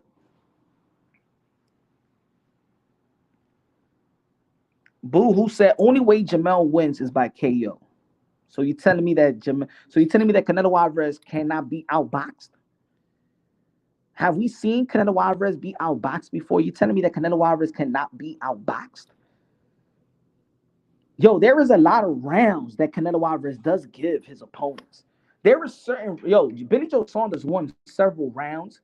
Caleb Plant won several rounds. Even though they get knocked out, let's not forget that Sergey Kovalev was winning rounds and probably was winning the fight before he got knocked out. Let's not think that Canelo Alvarez is this overwhelming. Canelo Alvarez does not pitch a shutout. When was the last time we seen Canelo Alvarez pitch a shutout? I'm talking about a shutout that he doesn't, that his opponent barely win rounds. Canelo Alvarez be losing rounds. Canelo Alvarez be losing rounds. And I'm not talking about just 1 or 2 rounds. Maybe in each of his fights, he's losing like 3 rounds. A writer? I'm not even talking about a writer. Okay, a writer. But with the Ryder fights where we saw his stamina, man, Ryder's not even supposed to be in the ring that long with Canelo Alvarez. Put it that way. And Ryder was touching Canelo Alvarez. Let's not forget that too. So we could see that too. Canelo Alvarez was touching Canelo. Not winning rounds, but he was touching him. Canelo Alvarez is not an invincible fighter. He's not an invincible fighter. And we could see there was a blueprint of outboxing Canelo Alvarez. That's all. We cannot talk about it. Like there's no blueprint in being Canelo Alvarez. Give me 1 second, y'all.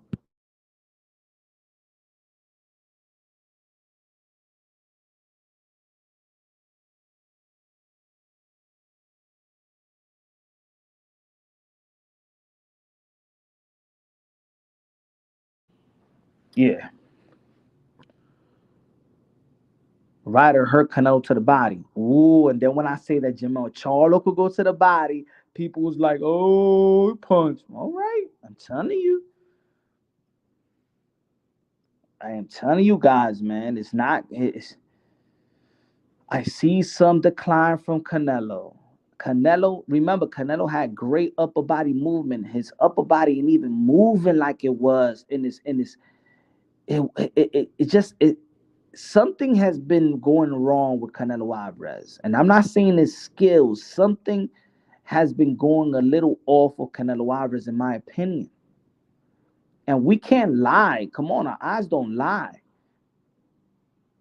He is looking like a declined fighter. If you would tell me this right after the Caleb Plant fight, I mean, if he was fighting Jermell Charlo right after the Caleb Plant fight, man, probably we talking a different tune. Give me 1 second.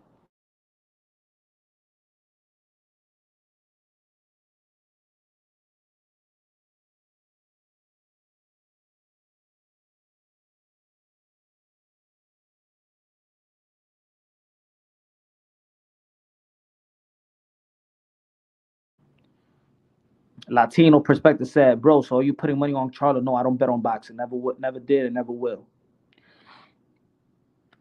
I don't bet on boxing.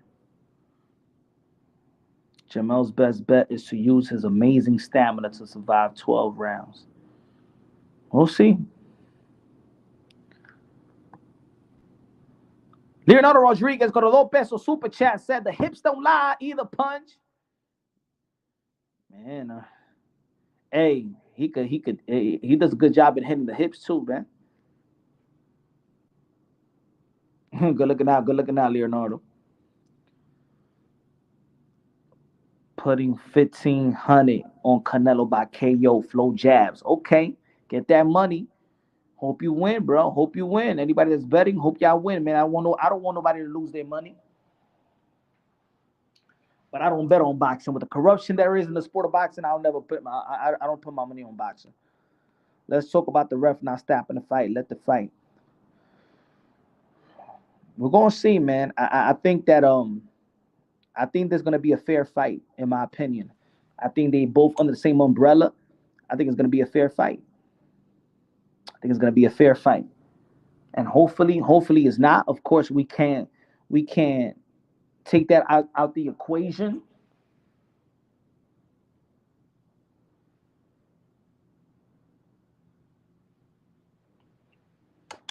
We can't take that out the equation. Smash the like. Tell them, Rap Store. Tell them to smash the like. Damn, like it was smashing their shorty. I'm about to bet the house on Canelo. He finna knock this nigga out, bro. He ain't gonna knock. Bet the house. Bet the house. You probably got about you got the Ken and you got the Ken and Barbie doll house, Coda. Bet that house.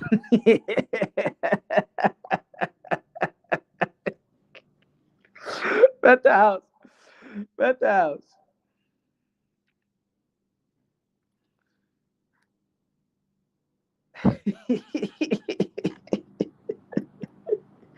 Bet the house, Coda.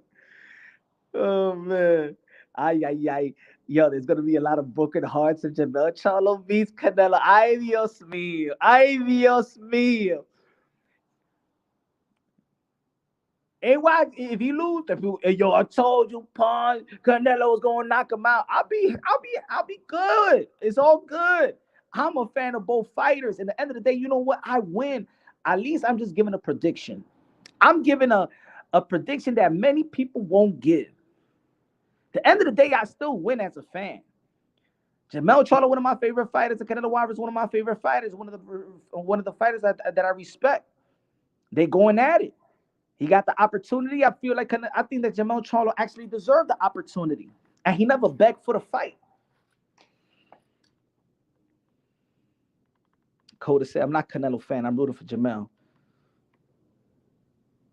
Man, bet your money on the underdog, man. Everybody bet your money on the underdog. Why y'all scared to bet the money on the underdog? Isn't that the way that y'all win?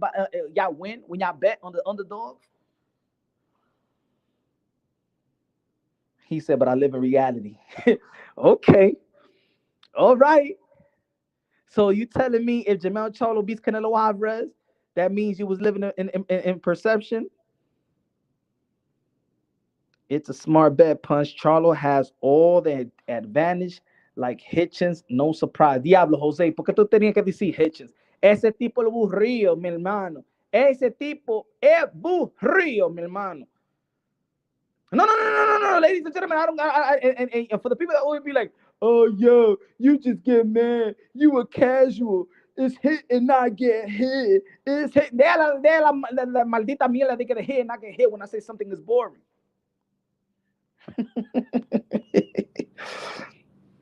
Leonardo Rodriguez got the $5 super chat. Good looking out, my brother said, "I'm from Houston. Punch is a win-win for me. Mel reps the city. Let's go, Houston. Let's go. The land of the five-time WCW champion Booker T. King Booker. King Booker is gonna be King Charlo. Y'all gonna be eating crow soup. Crow soup Sunday morning. Y'all gonna be eating crow soup Sunday morning. He gonna be eating crow soup. Y'all gonna be eating crow soup Sunday morning. Ay, ay, ay. Ay, usted no quiere hear mi voz. Hey, yo, y'all don't want to hear my mouth. Ay, you're gonna be like, yo, I ain't even gonna tune into Punch Drunk Boxing if that shit happens. I no.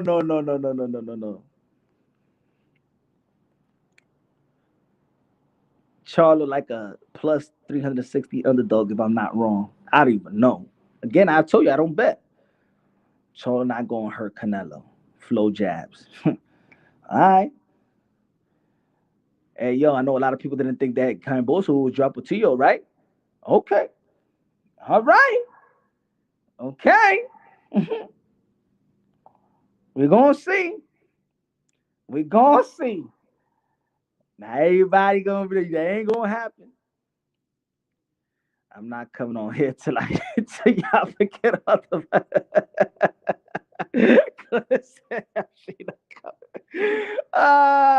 Diablo, y'all gonna hide from me?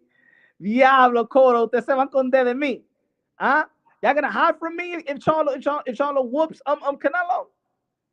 Damn, man. Ay, ay, ay. Ay, la gente va a llorar. Ay, there's gonna be a riot. Hitchens had height reach. Mira, yo no quiero hablar de ese tipo, ese tigre, que ese tigre aburrido, mi hermano. Jackie said, my mind won't even let me visualize Charlo beating Canelo. Ay, ay, ay, ay. There's gonna be it's gonna be like a so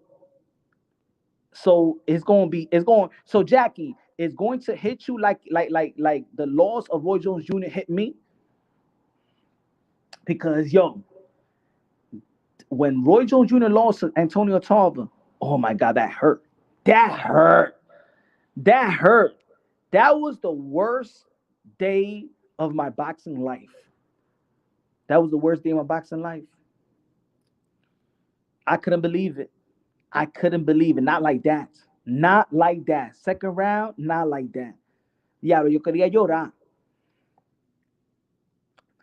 If Charlo was anywhere as good as a boxer as Lara or something like that, I will give him a much better chance. But he not like that. Once he feel Canelo power, he gonna stop boxing and bang. Okay. Damn, that's what I mean. They don't give credit, Flo. Yeah, I don't give credit for Jermell Charlo. I think that Jermell Charlo is just he's just a little champion. I don't know why. I don't know why. Why the lack of respect? I think Jermell Charlo beats Lara. What is the lack of respect of Jermell Charlo? And I think this is why he does have a chip on his shoulder. He got something to prove. I never seen an undisputed disrespected like Jermell Charlo. Leonardo Rodriguez con los 10 pesos de Super Chat. Gracias, Leonardo Rodriguez con los 10 pesos. Dijo, if Mel wins, it's going to be crazy. The only downfall will be hearing those LDBC cock socks act like they've been supporting Mel, because only channel I've seen supporting Mel is Punch Drunk Boxing. Tell them. Yeah, I don't see a lot of channels supporting Jermell Charlo. I don't see a lot of channels. You already know. Yeah, he had beef with couple YouTube channels and stuff like that because he kept it real with Deontay Wilder and people ain't like him. Yo, you remember on Barbershop Conversation, they said that they was throwing Jermell Charlo out the black community, calling him a coon, Sambo, all that stuff, just because he kept it real about Deontay Wilder getting his ass whooped by Tyson Fury. Saying that they should not support his fights. You remember? I seen that live. That time on Barbershop Conversation, when everybody was jumping on the panels, all them dudes jumping on the panels talking ish about Jermell Charlo just because he kept it real with their boyfriend Deontay Wilder. How much you want to bet if Jermell Charlo was twerking around and stuff like that? They'll be a fan of his. If Jermell Charlo was twerking around, I bet they'll be a fan of his. But because Jermell Charlo's a man's man and a family man, he ain't no beta. Kept it real. Said that race didn't beat you. Skills beat you. Even Wilder got tight.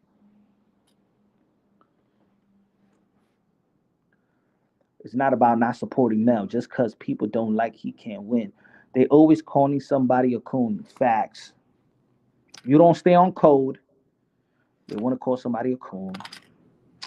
That's sad, man. Right? That's sad.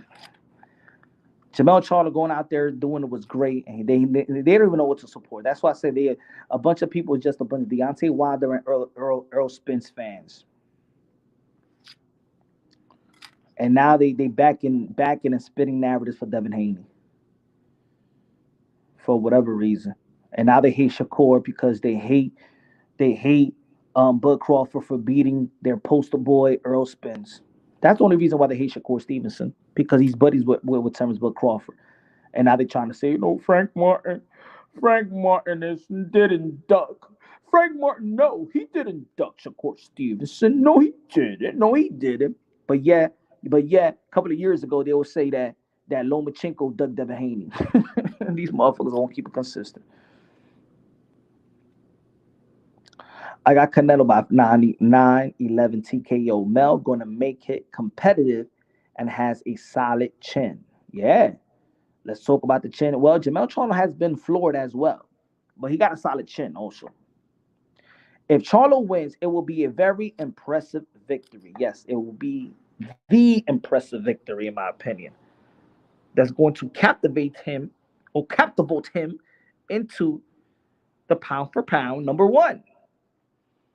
Happy Mexican Independence, dijo Eric. I'm a Boots and Tank and Shakur fan. Aside from THT, overall, I'm a boxing fan.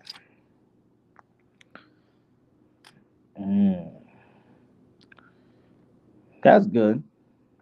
Tank, he got to get in the ring with somebody, though. He got to get in the ring with somebody. I love Tank, but Tank got to get in the ring with somebody. I just can't be. He ain't going to be on my pound list until he fight an elite fighter. Mel cannot win a close decision. Come on, you know the judges. I was talking about that earlier, Jose Garcia. I said that, remember, they fighting on the PBC umbrella. That means PBC don't care who wins. Think about it. They still could get money with Jermell Charlo and Bud Crawford. They could get money with David Benavidez and Canelo Alvarez. They're going to get money, regardless who wins. And then they could get money on a rematch. Let's not forget the rematch. The rematch generates more money. They under the PBC. This ain't a crossover promotion. So to be honest, there's a lot of people that's saying that that Canelo Alvarez is going to win the decision because he didn't win the decision versus Bivol. He didn't win the decision versus Bivol. And if you look at the scorecards with the Triple G trilogy, it was actually even closer. Even close. Yo. Sometimes they smell new money. Remember, all these promoters and these sanctioning bodies, as much as you think they're big and they don't want to, yes, Canelo Alvarez generate a lot of money but he lost before. They could generate a lot of money on a rematch.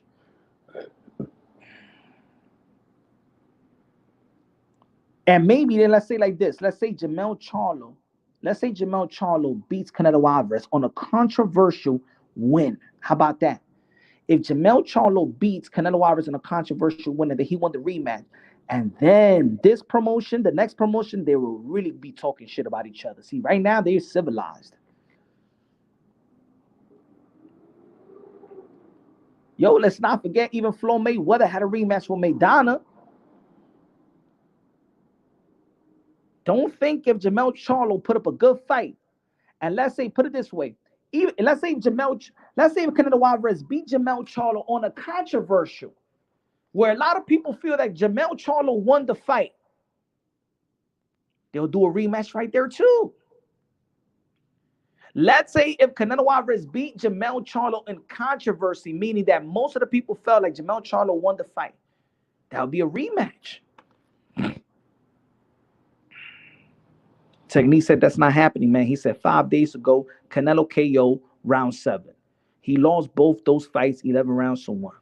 Technique says that's not happening, man. Ricky said don't put that controversial thing in the universe. It might actually happen. Hey, this is boxing. There's a lot of politics in the sport of boxing, a lot of controversy. It's all over the place, especially 2023.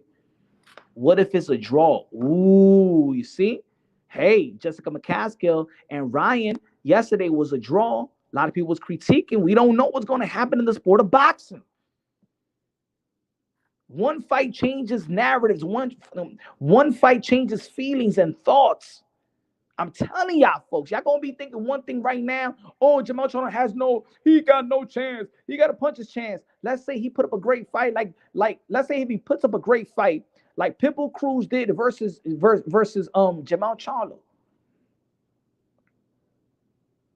And there's people out there that be like, yo, I think that Pitbull Cruz, that was supposed to be a draw. I think that Pitbull Cruz actually did good. And there's people out there that would like to see a rematch with Pitbull Cruz and Gervonta Tank Davis just because he put up a good fight. We don't know what's going to happen, but that's the beauty of it. Leonardo Rodriguez con los 2 pesos de plátano. Dímelo, mi hermano. Good looking now. Appreciate you. Let me see if y'all want to chop it up. If y'all want to chop it up for a short period of time, give me 1 second. Oh, shit, I can't do it. Well, I can't do it from the phone. Damn, I don't think it's going to let me. Give me 1 second, y'all. Hold on. Hey.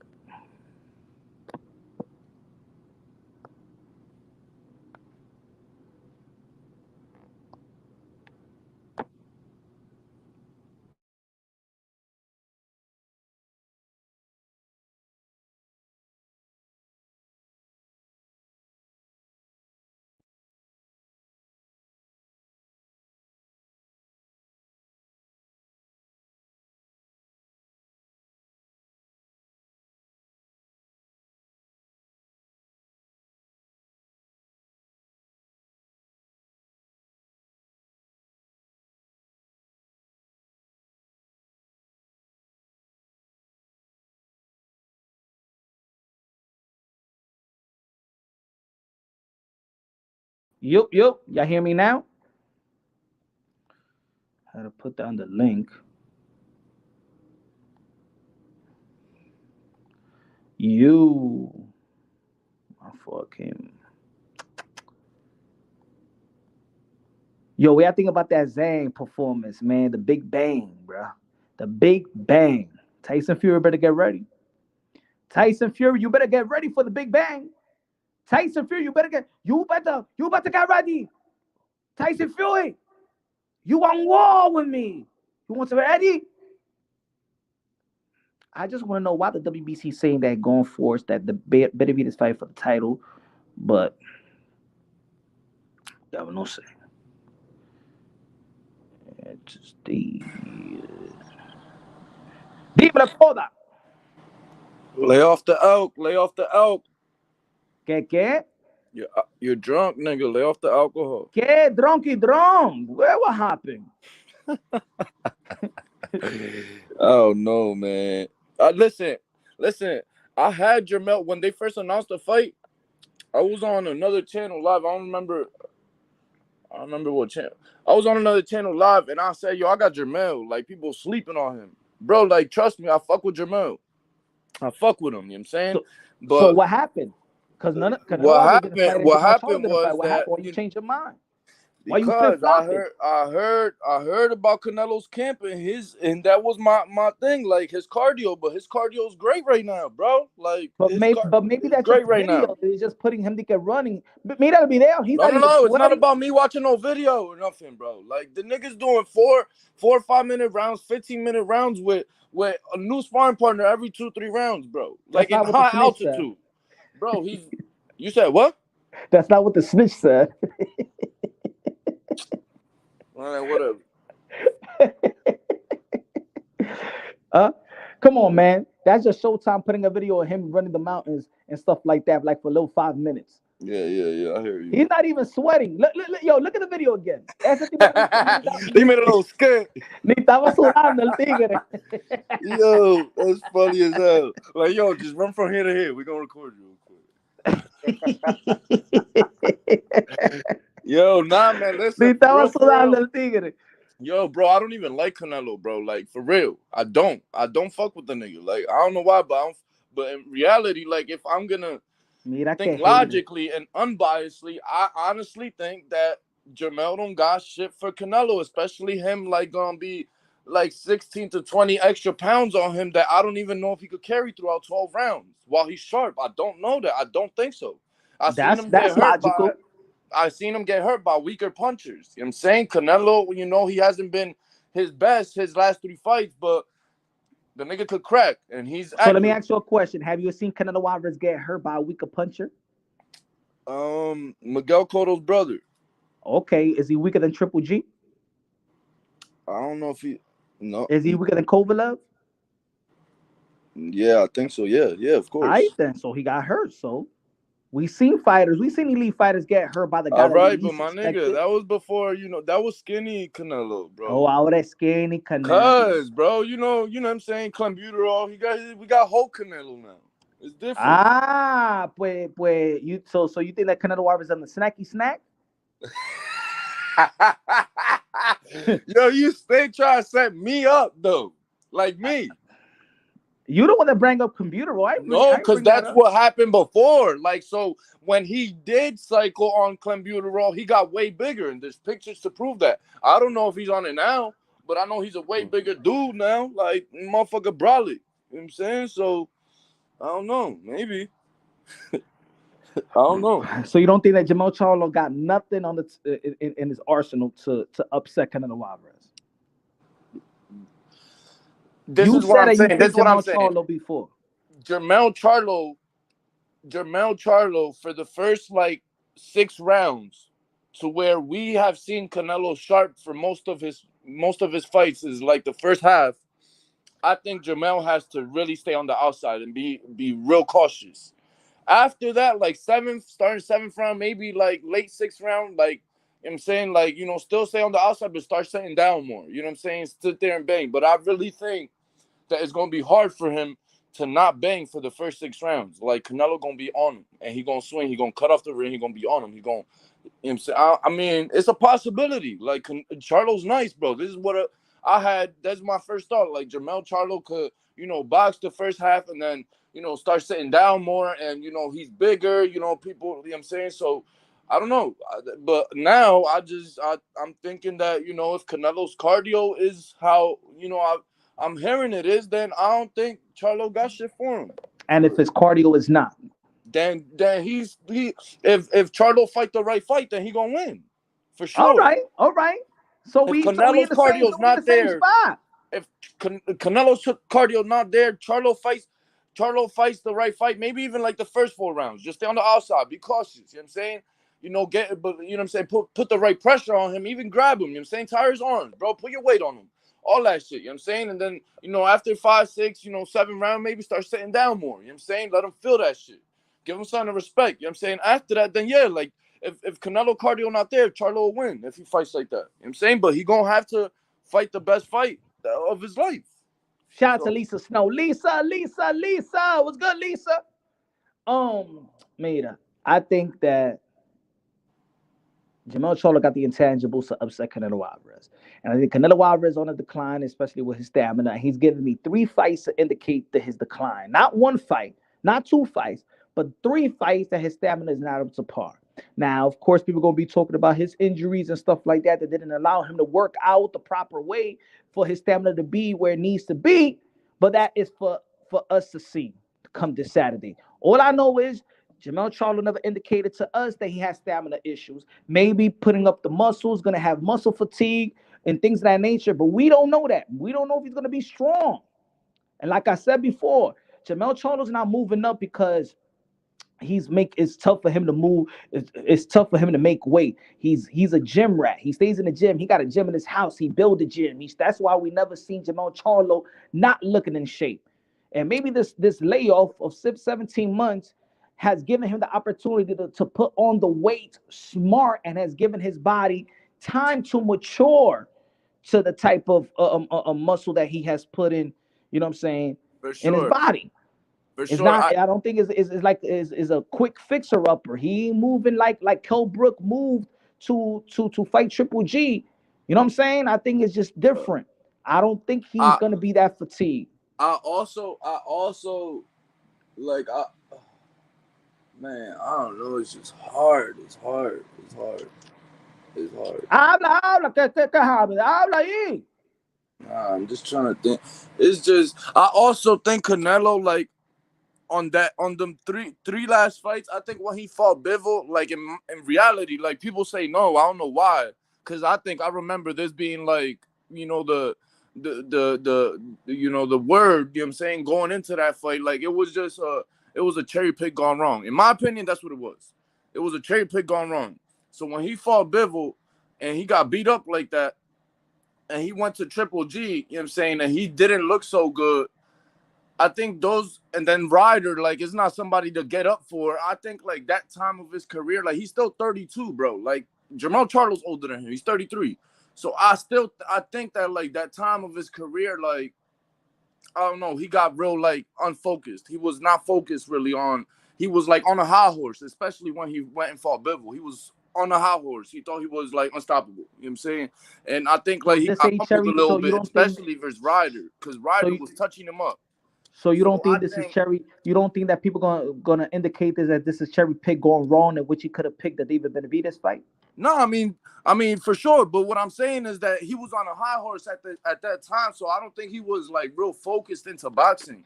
I think like with this fight, especially with like you know what I'm saying, this fight was actually supposed to happen at 154 pounds.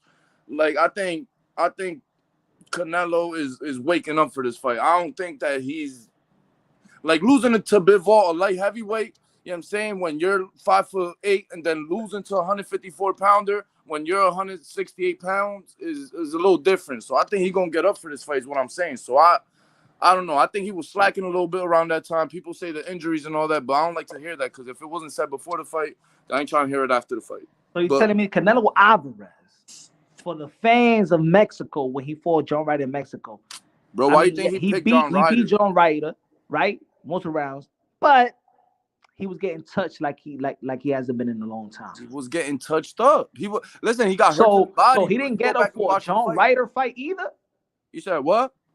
So I'm just saying, do people think that he got up for that fight? Because that's in front of that's back in Mexico. That's in front of your whole people. Yeah, but why you think he picked John Ryder, bro? You know what I'm saying? Because If he really wanted to impress his people, he would have done a marquee fight in Mexico. You know what I'm saying? If he felt like he was ready and he was focused. So you know what I'm saying? He gonna pick somebody that most people didn't even know who John Ryder was. You know what I'm saying? And then he should have had him out of there by the 5th round.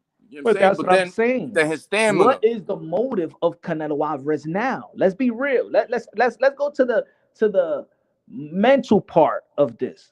What is the motive? That's where And I'm that's at why I with got it. the picture. That's why I got the picture with Roy Jones Jr. Because I felt I'm a hardcore Roy Jones Jr. fan. Yeah, but I'm not I a felt, Canelo fan, bro. I'm not. but let me explain for the people in the chat as well. That's why I have the Roy Jones Jr. picture because I felt at that time of Roy Jones Jr. career, he had nothing left to prove. He had no opponent that's going to legitimize his legacy, that's going to enhance his legacy like we think is going to be enhanced. If Canelo Alvarez fight even the Means Andre, David Benavidez, Jermell Charlo, Jamal Charlo, anybody else that he's been linked to, they was not going to enhance his legacy. Yeah. Canelo Alvarez got nothing left to prove, just like Roy Jones Jr. got nothing left to prove. What they say, what goes up must come down. What is Canelo Alvarez's motive now? Bro. Because look, I'm gonna tell you this: what kept at least because people could be like, well, what kept Floyd Mayweather hungry? Yeah, Manny but Floyd was Pacquiao. a gym rat. That nigga, But remember, he still had Manny Pacquiao. He had that. There was still gonna be a cloud. No, yeah, Floyd Mayweather cannot retire $300 million without is fighting Manny different Pacquiao. than 300 million is different than no, you know what I'm saying, 100 million for 3 fights. $300 million for one fight is way different.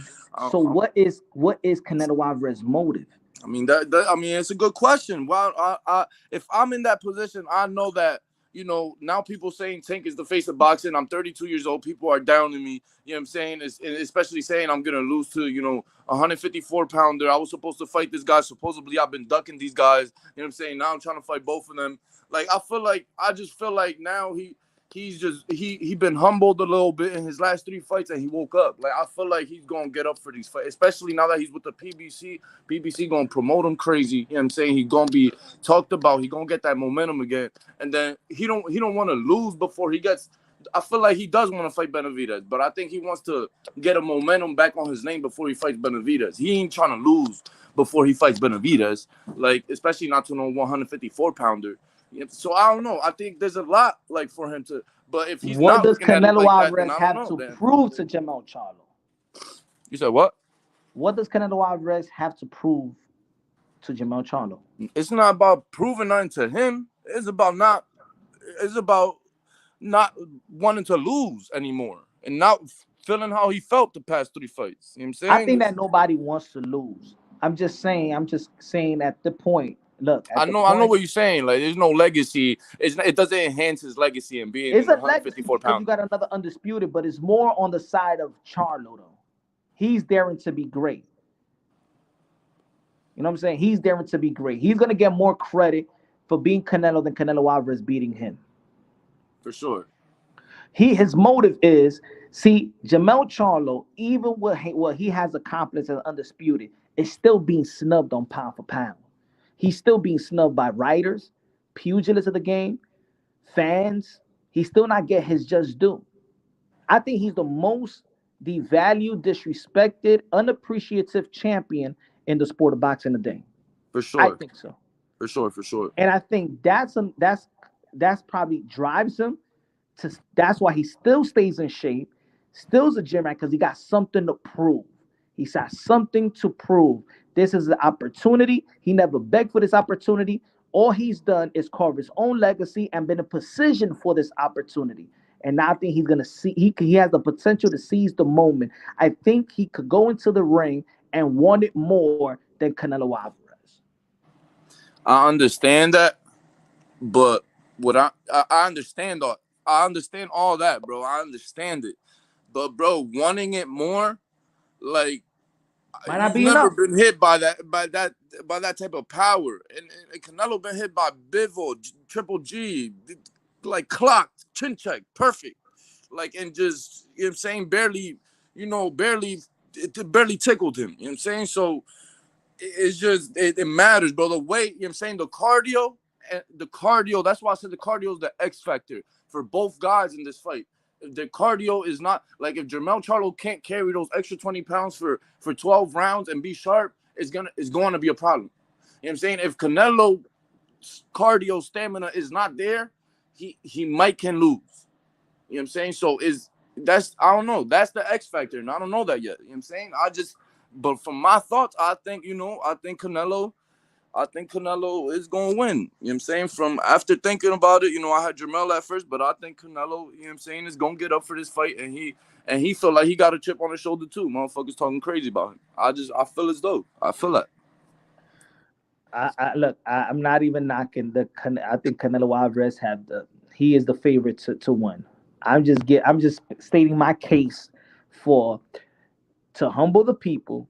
Don't be surprised if you see a Jermell Charlo upset. Nah, yeah, I'm not saying it's impossible for him to win. Like, people bugging, like, they not giving Charlo no chances. I've thought about it thoroughly. Like I said, I had Jermell at first, so I thought about it thoroughly, and I'm changing my decision. I think Charlo definitely has a chance to win. It is not only a puncher's chance. It's not, like, he definitely has skills. You know what I'm saying? I just don't know if he, especially with all that weight, I don't know if he's quick enough to get in and out. Like, I don't know if he's quick enough to not get countered. Like, I don't know if he's gonna be quick enough and has the stamina. I don't know if he's gonna be sharp enough. Like, he's sharp, but I don't know if he's gonna be sharp enough with them 20 extra pounds, bro. I'm not sure. Maybe he's going, but maybe he's gonna be like Canelo Alvarez when he gained those muscles and he beat Sergey Kovalev and went yeah, up but to. the difference What's the is that difference? the difference is that Canelo was fighting. He was the smaller guy, so he was the faster guy. So he was fighting guys that was bigger and slower. You know what I'm saying? Like Charlo is not. like, you know, Canelo's not a big, slow guy. You know what I'm saying? To But he's where not a. Charlo's But he gonna don't have the throw a lot speed of punches to advantage. overwhelm you. Canelo Alvarez don't overwhelm you as when he's throwing punches. Like Canelo Yes, his Alvarez, output is a lack as well, and is you know, it's a question as well for exactly. sure. So I think that Jermell Charlo is gonna have he's gonna have precision in where he could capitalize. And like I said at the before you got on, let's not forget that Canelo Alvarez, he let opponents win some rounds. He don't be going like um how you say what I said in Lost your train of thought. no. What's the Talking all word? that bullshit. When you throw a shutout. He don't shut out his opponents like that. Even when he beats them and knock them out in the end, he don't shut them out like that. Like he didn't shut out Caleb Plant or Billy Joe Saunders. These guys won rounds. You know what I'm Facts, saying? facts. So I believe that Jermell Charlo could win some rounds. Now the question is for a lot of people is how long is he gonna last? But if he does last, and looking at the last three fights of Canelo Alvarez stamina, yeah, we could say that yeah he's running the mountains right now. Okay, okay, I don't know. I mean, even I just like literally I just watched the Castano rematch before you went live. Like as soon as the fight finished, I saw the live notification, bro. I finished it right then and there, and I was watching it, and I'm like, man, I don't know, man. The only difference is that Castano has a lot of output. He's pressuring you. He's in your face. He's in your face. He's in your face. He's in your face. But like he was catching Jermell with the right counter, like over the jab. He was catching him a whole lot, bro. Like I don't know, man. I don't know. I don't we know, gonna man. see. I don't even And know. I I think that don't even Canelo know Alvarez If is Jermell fighting a could little beat bit more Caleb Plant, bro. predictable now. He's fighting more predictable. He's the left hook to the body. Yeah, He high didn't throw. guard for sure. High guard 1-2 for sure, for sure. He's looking more predictable now. You know what I'm saying? So I don't know, man. I think it's a good. At this stage, I think that Jermell Charlo got a chance more than ever. Um, but we'll see. Maybe we see a rejuvenated Canelo Alvarez. Maybe he is the. I mean, he's not. Maybe he's an all-time great. And I believe in it. I believe that he could go to the drawing board and fix whatever he's smart enough to fix whatever he feel was not clicking in the last two out of three fights. But I got a lot of confidence in Jermell Charlo as well. I think that he's grown as a fighter. I think his IQ has grown. I think his punch selection. I think his elusiveness, his footwork. I think Joan Guzman has done an incredible job with Jermell Charlo. Yeah, He for is sure. not. He's he. Yeah, I think that Derek when he got with Derek James, you know, emphasized and sitting down on his punches. And I think with Joan Guzman, now he could sit down on his punches and But he be could light on move his around feet. with his punches and still be as effective, still could hurt people on the move. Yeah, yeah. Be light on his feet. Yeah, Joan Guzman is big on that for sure. He's big on in and out and defense and yeah, for sure. I love the whole Joan Guzman being there. I love it. And he was there for the Castano rematch. I think that was what the Yeah, first fight he was there with him with, right? That was the first it was fight. the second fight, but he got there. He wasn't there for the whole camp for the first fight. He got there Okay. late. So now, you know what I'm saying? My fault. Um, I think he got enough time to understand Joan Guzman, the chemistry. You could see it. You could just see that he got. It seems like he got way more chemistry with Joan See, Guzman but now than Derek James. that's the thing though, man. Like he's actually showing his videos and what he's working on and how good he's looking. Like I feel like Canelo ain't show nothing on purpose. I feel like he just like, you know, doing the regular he's you know, he's just working on muscle memory, you know what I'm saying, just getting sharp, you know what I'm saying? And he just it's all game plan for him. He knows his skills is sharp. He knows what he has to do. He knows he's been slacking, you know what I'm saying? I just feel like he's like, you know what I'm saying, getting physically ready for it. But I feel like mentally he's like the way smarter fighter too. Like I just feel like I don't know, man. I don't know. It's hard. It's hard. Really, it's hard to like when you. But I don't know. I just got a feeling that Canelo is just better. He's just like, especially his first time at 168. It's like, bro, you ain't even have tune-up at this, you know what I'm saying, at this weight. It's not even like or we know how he's gonna feel at this weight. We don't know if he could take that punch. We don't know. We didn't. True. Bro, Caleb Plant smacked Jermell and buckled him with a smack. Bro, come on, man. You know what I'm saying? And Jermell's bigger than Jermell. So Yeah, that was a smack. You need to get that smack back. He need to, and not just in the ring, bro. Like, you need to go see this. Take it to the streets. You need to go see this nigga, bro. He's fishing right now. That's the thing to keep. Ese está leyendo la Biblia ahora, man. That shit. Word. Ese está leyendo la Biblia ahora. Ese evangélico. Hey, yo, man, that smack sent Jermell Charlo to become a Pentecostal Christian. Even his interviews are so nice. Yeah, he sent them to go get aviation classes and shit. Yeah, below me. That's crazy, but it's true though, my nigga. It's true. You see, está ahí cantando alabaré, Jesús está pasando por aquí. Jesús está pasando. Yo, fuck out of here! This nigga hilarious. Yo.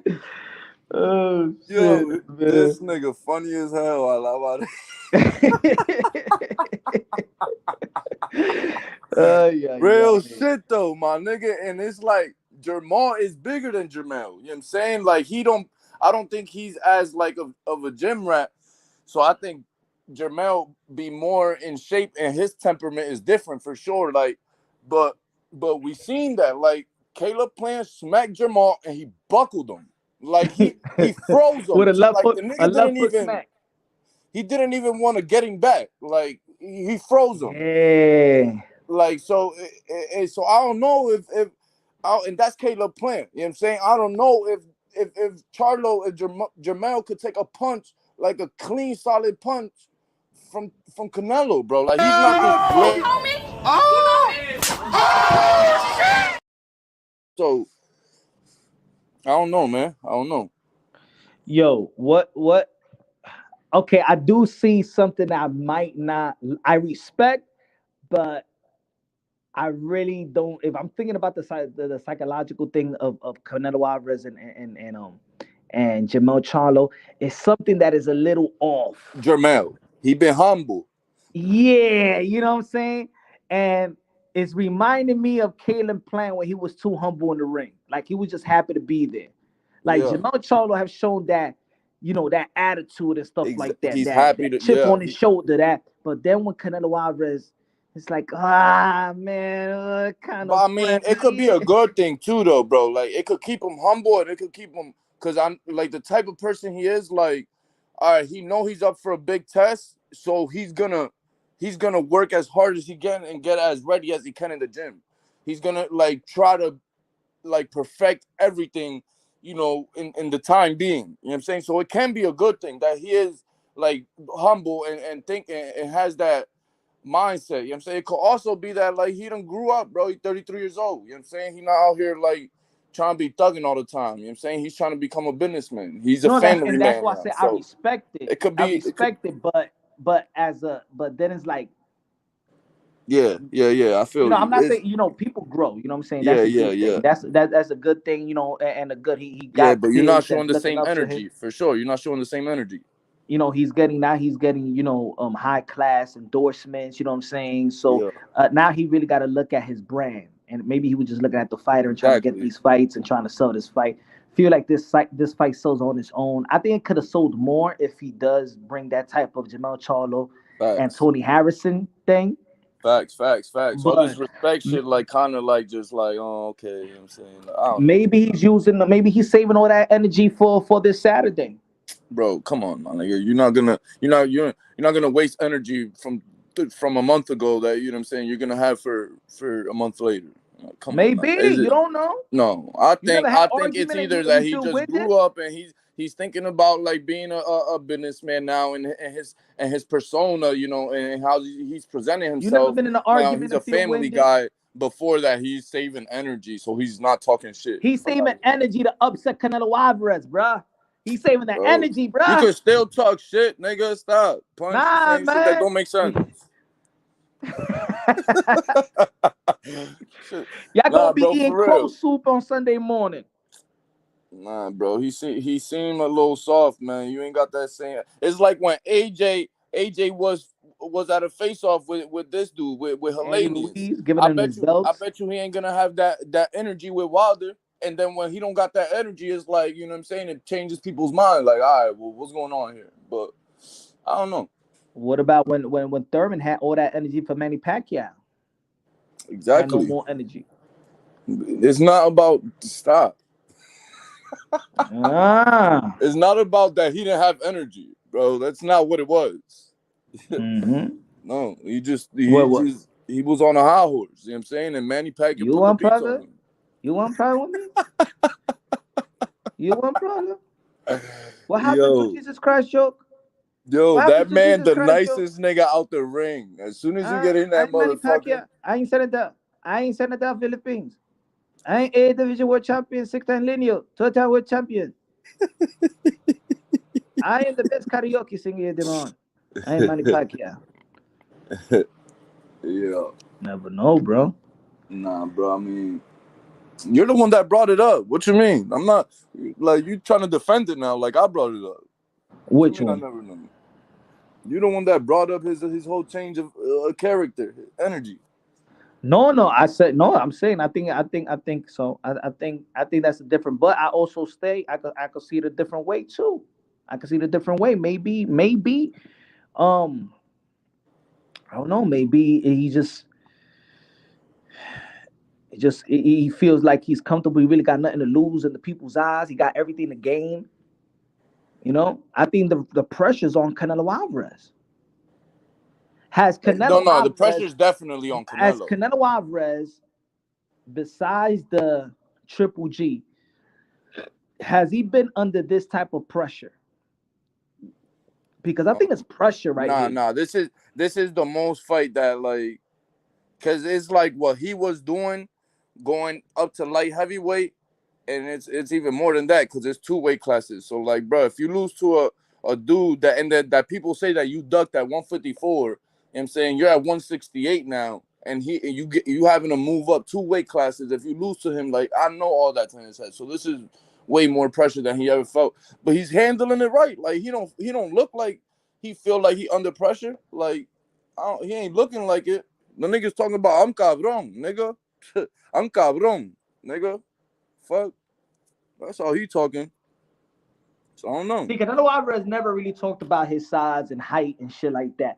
I think because he was criticized of taking the Jermell Charlo fight, they needed to say that. Well, and another kind of on the Charlo side as well. Nah, I'm bigger. We're the same size. Nah, I'm really small.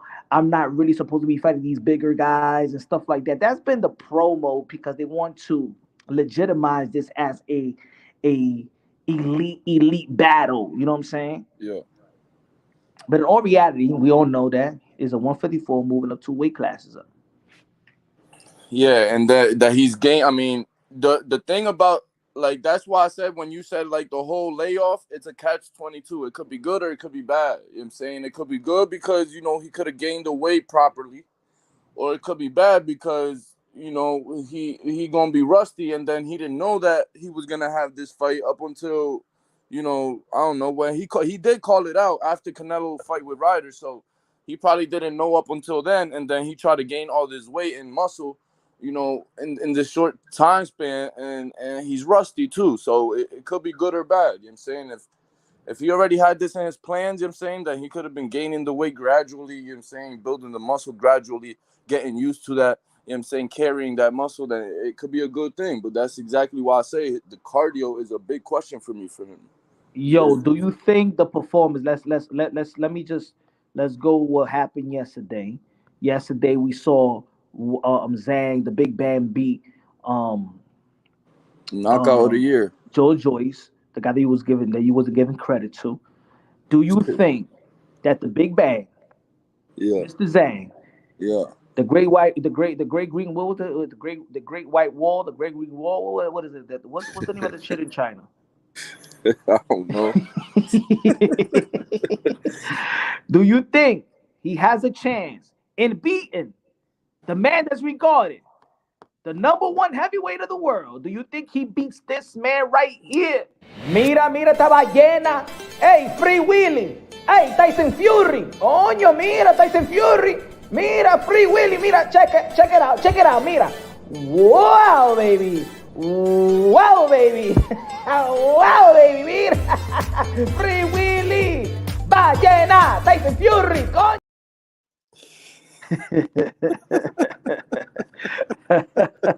Wow, baby. Do you think the big band listen, beast I think la ballerina de Tyson Fury?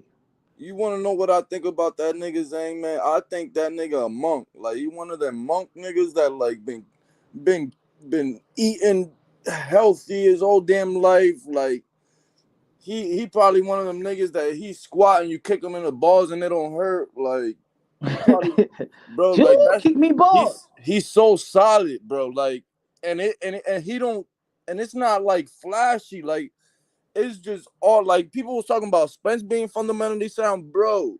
This man Zhang is just literally fundamentally sound. He light on his feet too. It's not like he got slow feet. He knows how to move out in angles, like, and he's short, sharp punches, bro. It's a possibility he could fuck Tyson Fury up. Possibility. I'm saying could Fury beat Wilder, but Wilder's known as a like puncher and a knockout like artist, I guess, sort of kinda. He's not. He doesn't have. He ain't got no boxing skills. I don't fuck nobody say he can't box for shit. You know what I'm saying? He just go knock your ass out. So it's a different fight. You know what I'm saying, for Fury. So, you know, I mean, he possibly can. It's not. I won't like say nah. Shit. But yeah, I mean that was a good outing. I would love to see that fight as well. What do you think about Hitchens? Richardson Hitchens. God, bro. I was Yeah, like watching the fight and not watching the fight. What you thought about that performance yesterday? That's one of your favorite fighters, Devin Haney. They saying that. Whoa. Who's Devin Haney ain't my favorite fighter, bro. You crazy as hell. I don't even fuck with that nigga. For real, bro. Like, I know, like, if we met in real life, like, I wouldn't fuck with him. Like, I know for sure. Yeah. Oh, weirdo. Yo, you like the performance, the shutout performance of Richardson Hitchens. It's like you said, bro. It's like, yo, after a certain, bro, you done won the first 6 rounds. What is you waiting for, bro? It's like the worst that could happen now is a draw. You scared to get knocked out? Like, bro, come on, man. We ain't here to fight.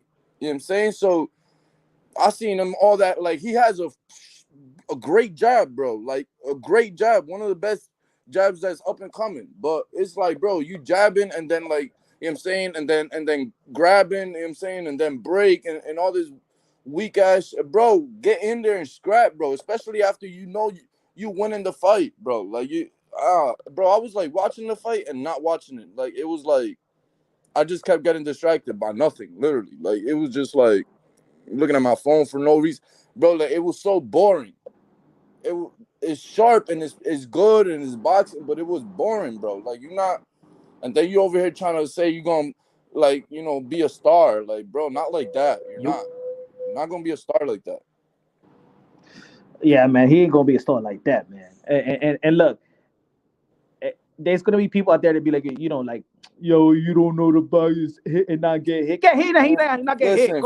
Listen, money Mayweather, you know what I'm saying, started being Money Floyd because he hurt his hands. You know what I'm saying? People used to talk all this shit on money and then gonna say now that, this is the sweet science. Fuck out of here, bro. Floyd was the best to do that. Hit and not get hit.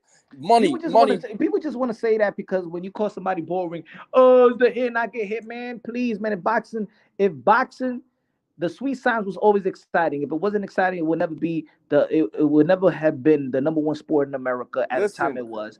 It would never be the second major sport in Mexico. It would never be the second major sport in the UK. People need to stop it, man. The sweet science was always exciting. Look at Zhang. Look at Zhang yesterday, bro. Exactly. He didn't get hit. Mm-hmm. He was hitting and not getting hit.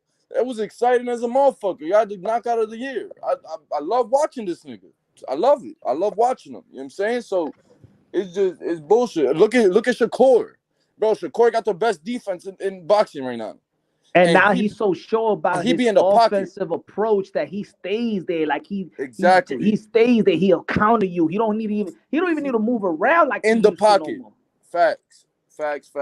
So I ain't HLD trying in to the hear that. building, Boricua in the building, DK in the building. Dímelo, señoras y señoras. What we have? Dímelo. ¿Qué es lo que? Who's gonna punch? Who's gonna go? Damn, why What up, so though? What up? late? Yo, that's what I was thinking, bro. I was like, I mean, damn, the I'm late online. I'm online school, so it don't matter. But shit, late night pop up. You said online school? How old are yeah, you, nigga? 16. Oh my god. Oh, I got all right. expelled from my other school. That's why I'm doing online.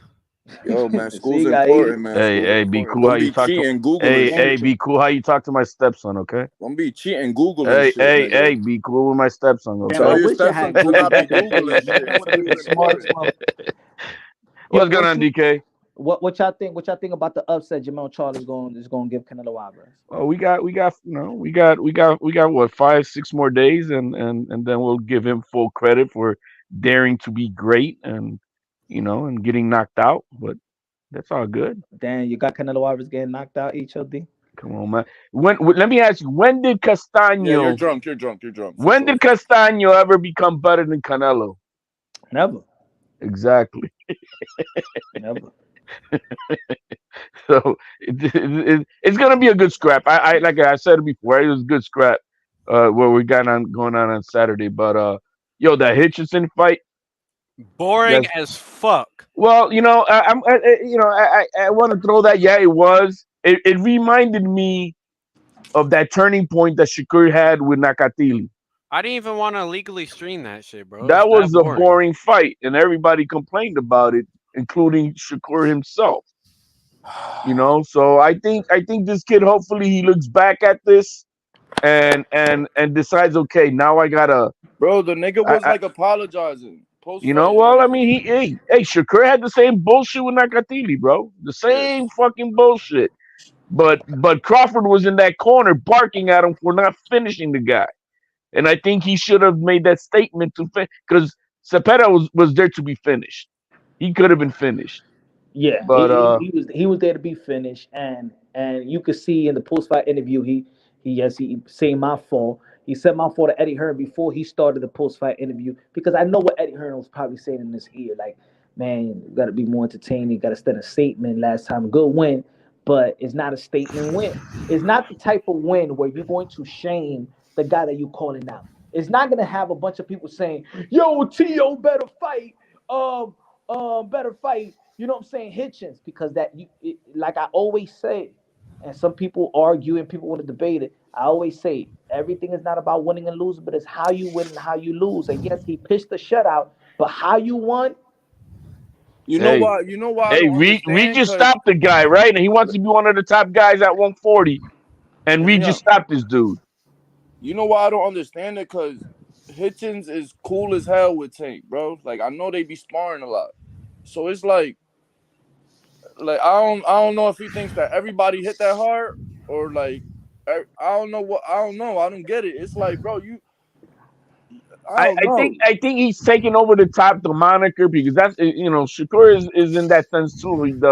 Of truly loving to hit and not get hit. Nah, but Shakur be in the pocket. I ain't trying to hear that. But hey, Shakur be hey, scrapping. what did he do with Nakatili? Let's stop it. Let's act like this Bro, kid is listen, young. 4 fights ago, I ain't talking about. I'm talking about Well, recently. no, that's where I'm at. This kid is young. He hasn't been thrown in. This is the first time in the spotlight. We had all that bullshit commotion going on in the corner. I don't know who the fuck was on the phone and all that stupidity shit that going on. All that shit shouldn't have happened. You know what I mean? And so this is a young kid, first time in the spotlight. We'll see what he does next. That's what I we'll see what he does next You're too because nice, that's man. where he's You're too gonna be nice. at. You're too nice. No, hey, it's the truth.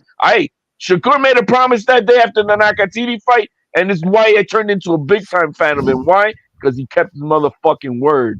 And So ever since that fight, Hitchens ain't make no he ain't make no promises. well, no, but he's hearing it. He's hearing it across the board around Word. everywhere, He ain't make no promises. and he Word. doesn't have a Crawford in his corner like Shakur did, telling him, motherfucker, you should have stopped that dude.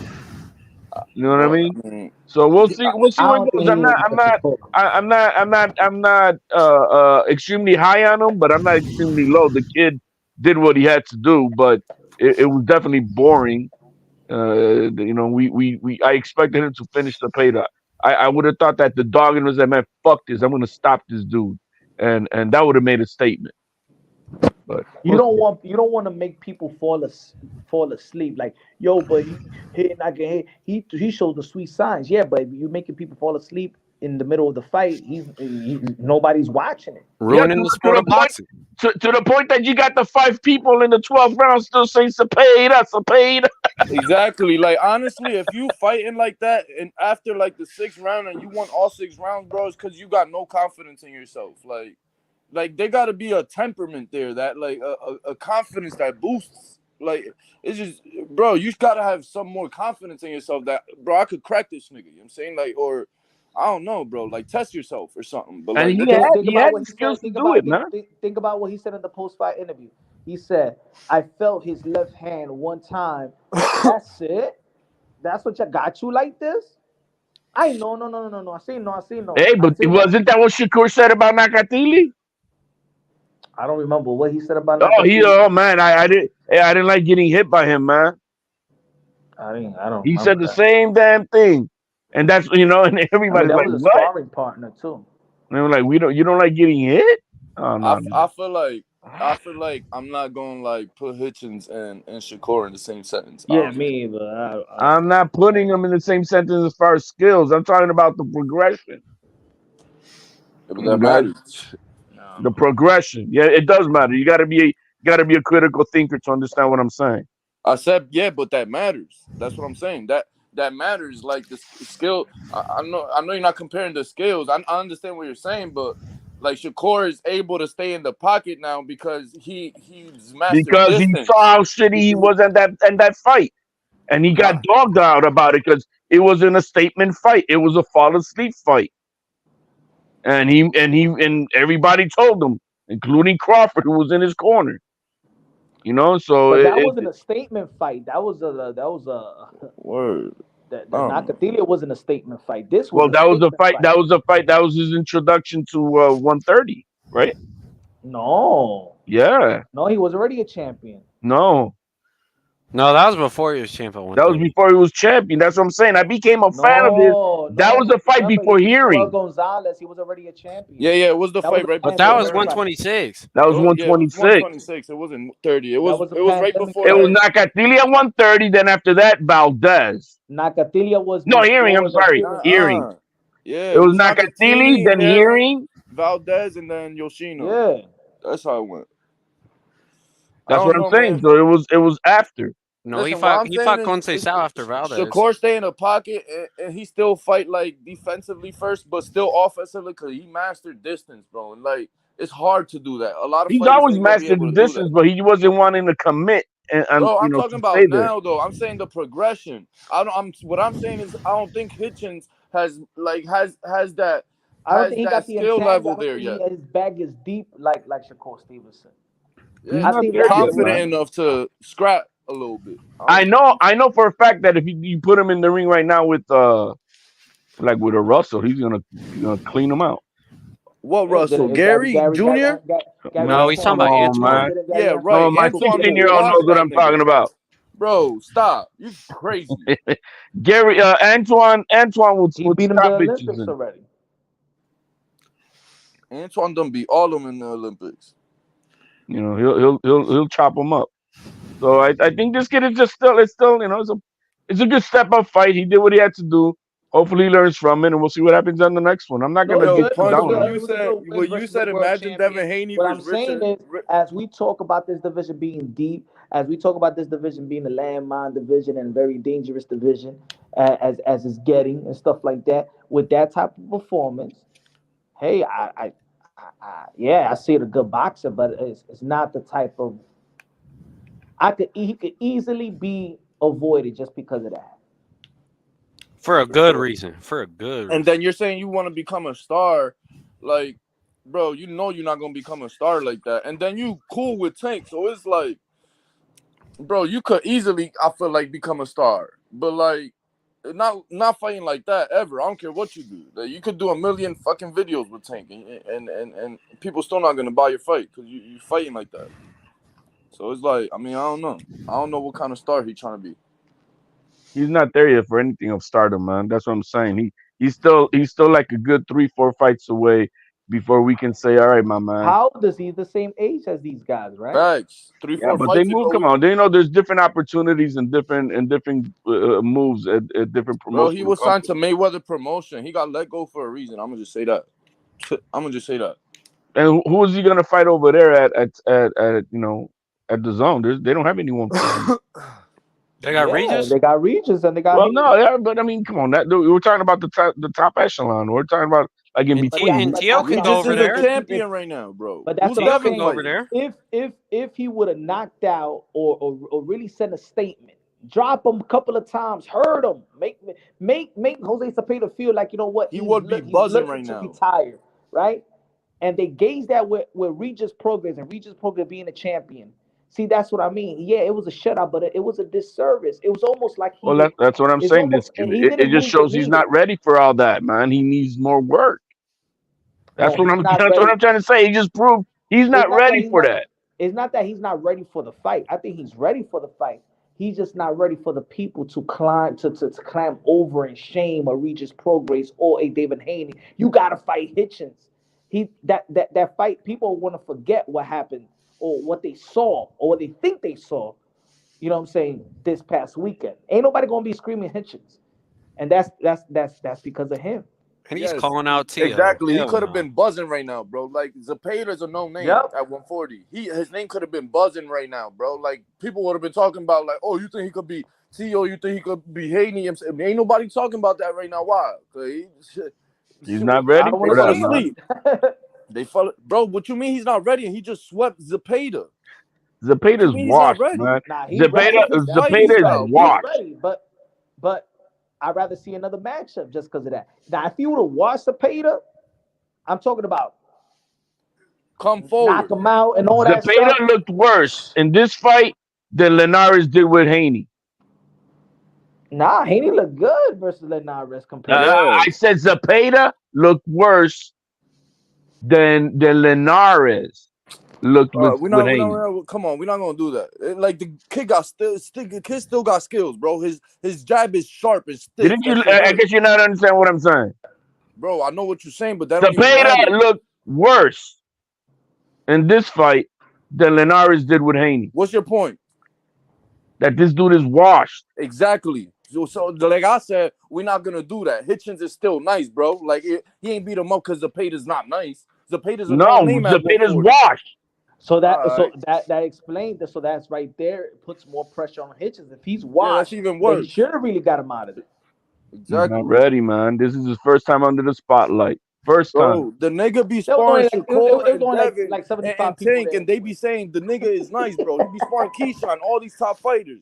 They say the nigga's nice. He give them work. What you He mean he's is not ready nice. for? He is nice, but So what hey, you? it's a different thing But in the he was gym. in a better spotlight when he was fighting in the undercard of fucking Teofimo Lopez in the Hulu theater, man. There was only like 75 people there in Orlando. Unbelievable. That shit ain't no spotlight.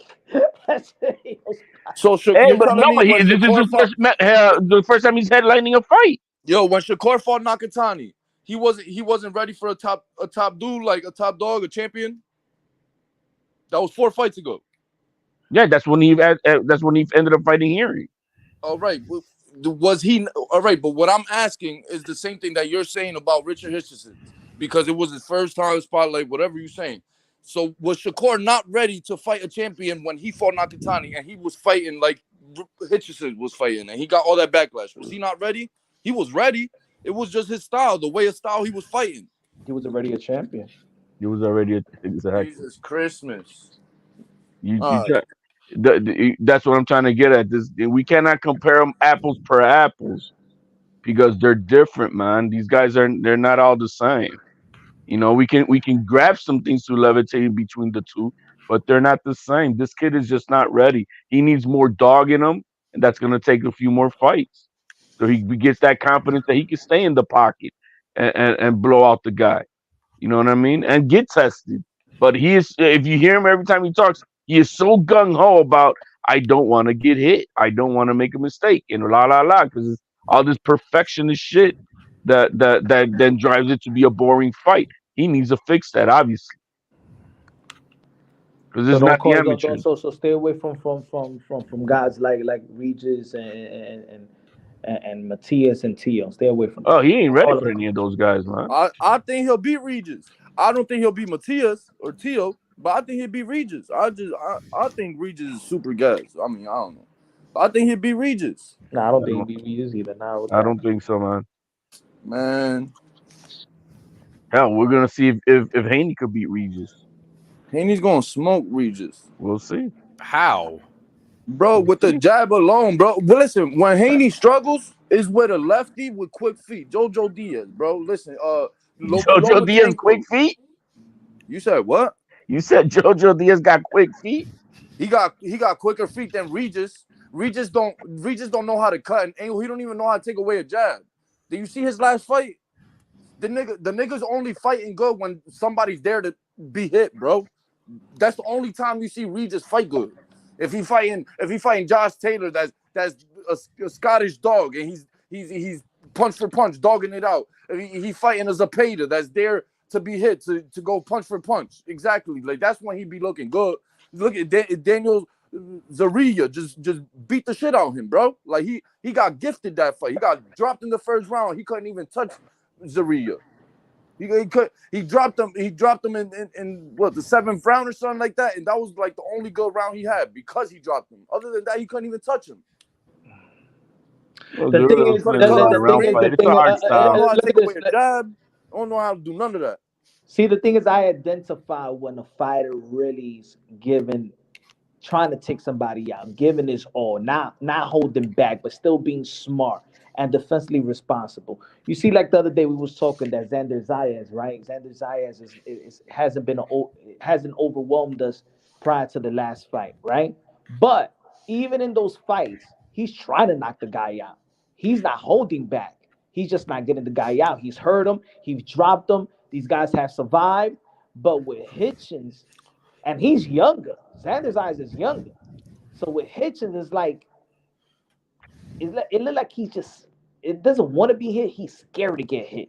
Maybe he doesn't have a chin. Maybe something happened to him in sparring where he just, Well, all he right, says this yeah, and I himself, get Punch. hit. That's the problem. It's his mental state is so ingrained with the that I don't want to make a mistake and get hit. I don't want to. He says it. I'm like, dude, it's not that. I mean, I get it, but it's not like you That's know, not defense. That's not defense. right. And so I'm like, dude, that's not that. So he there's a mindset that he needs to change.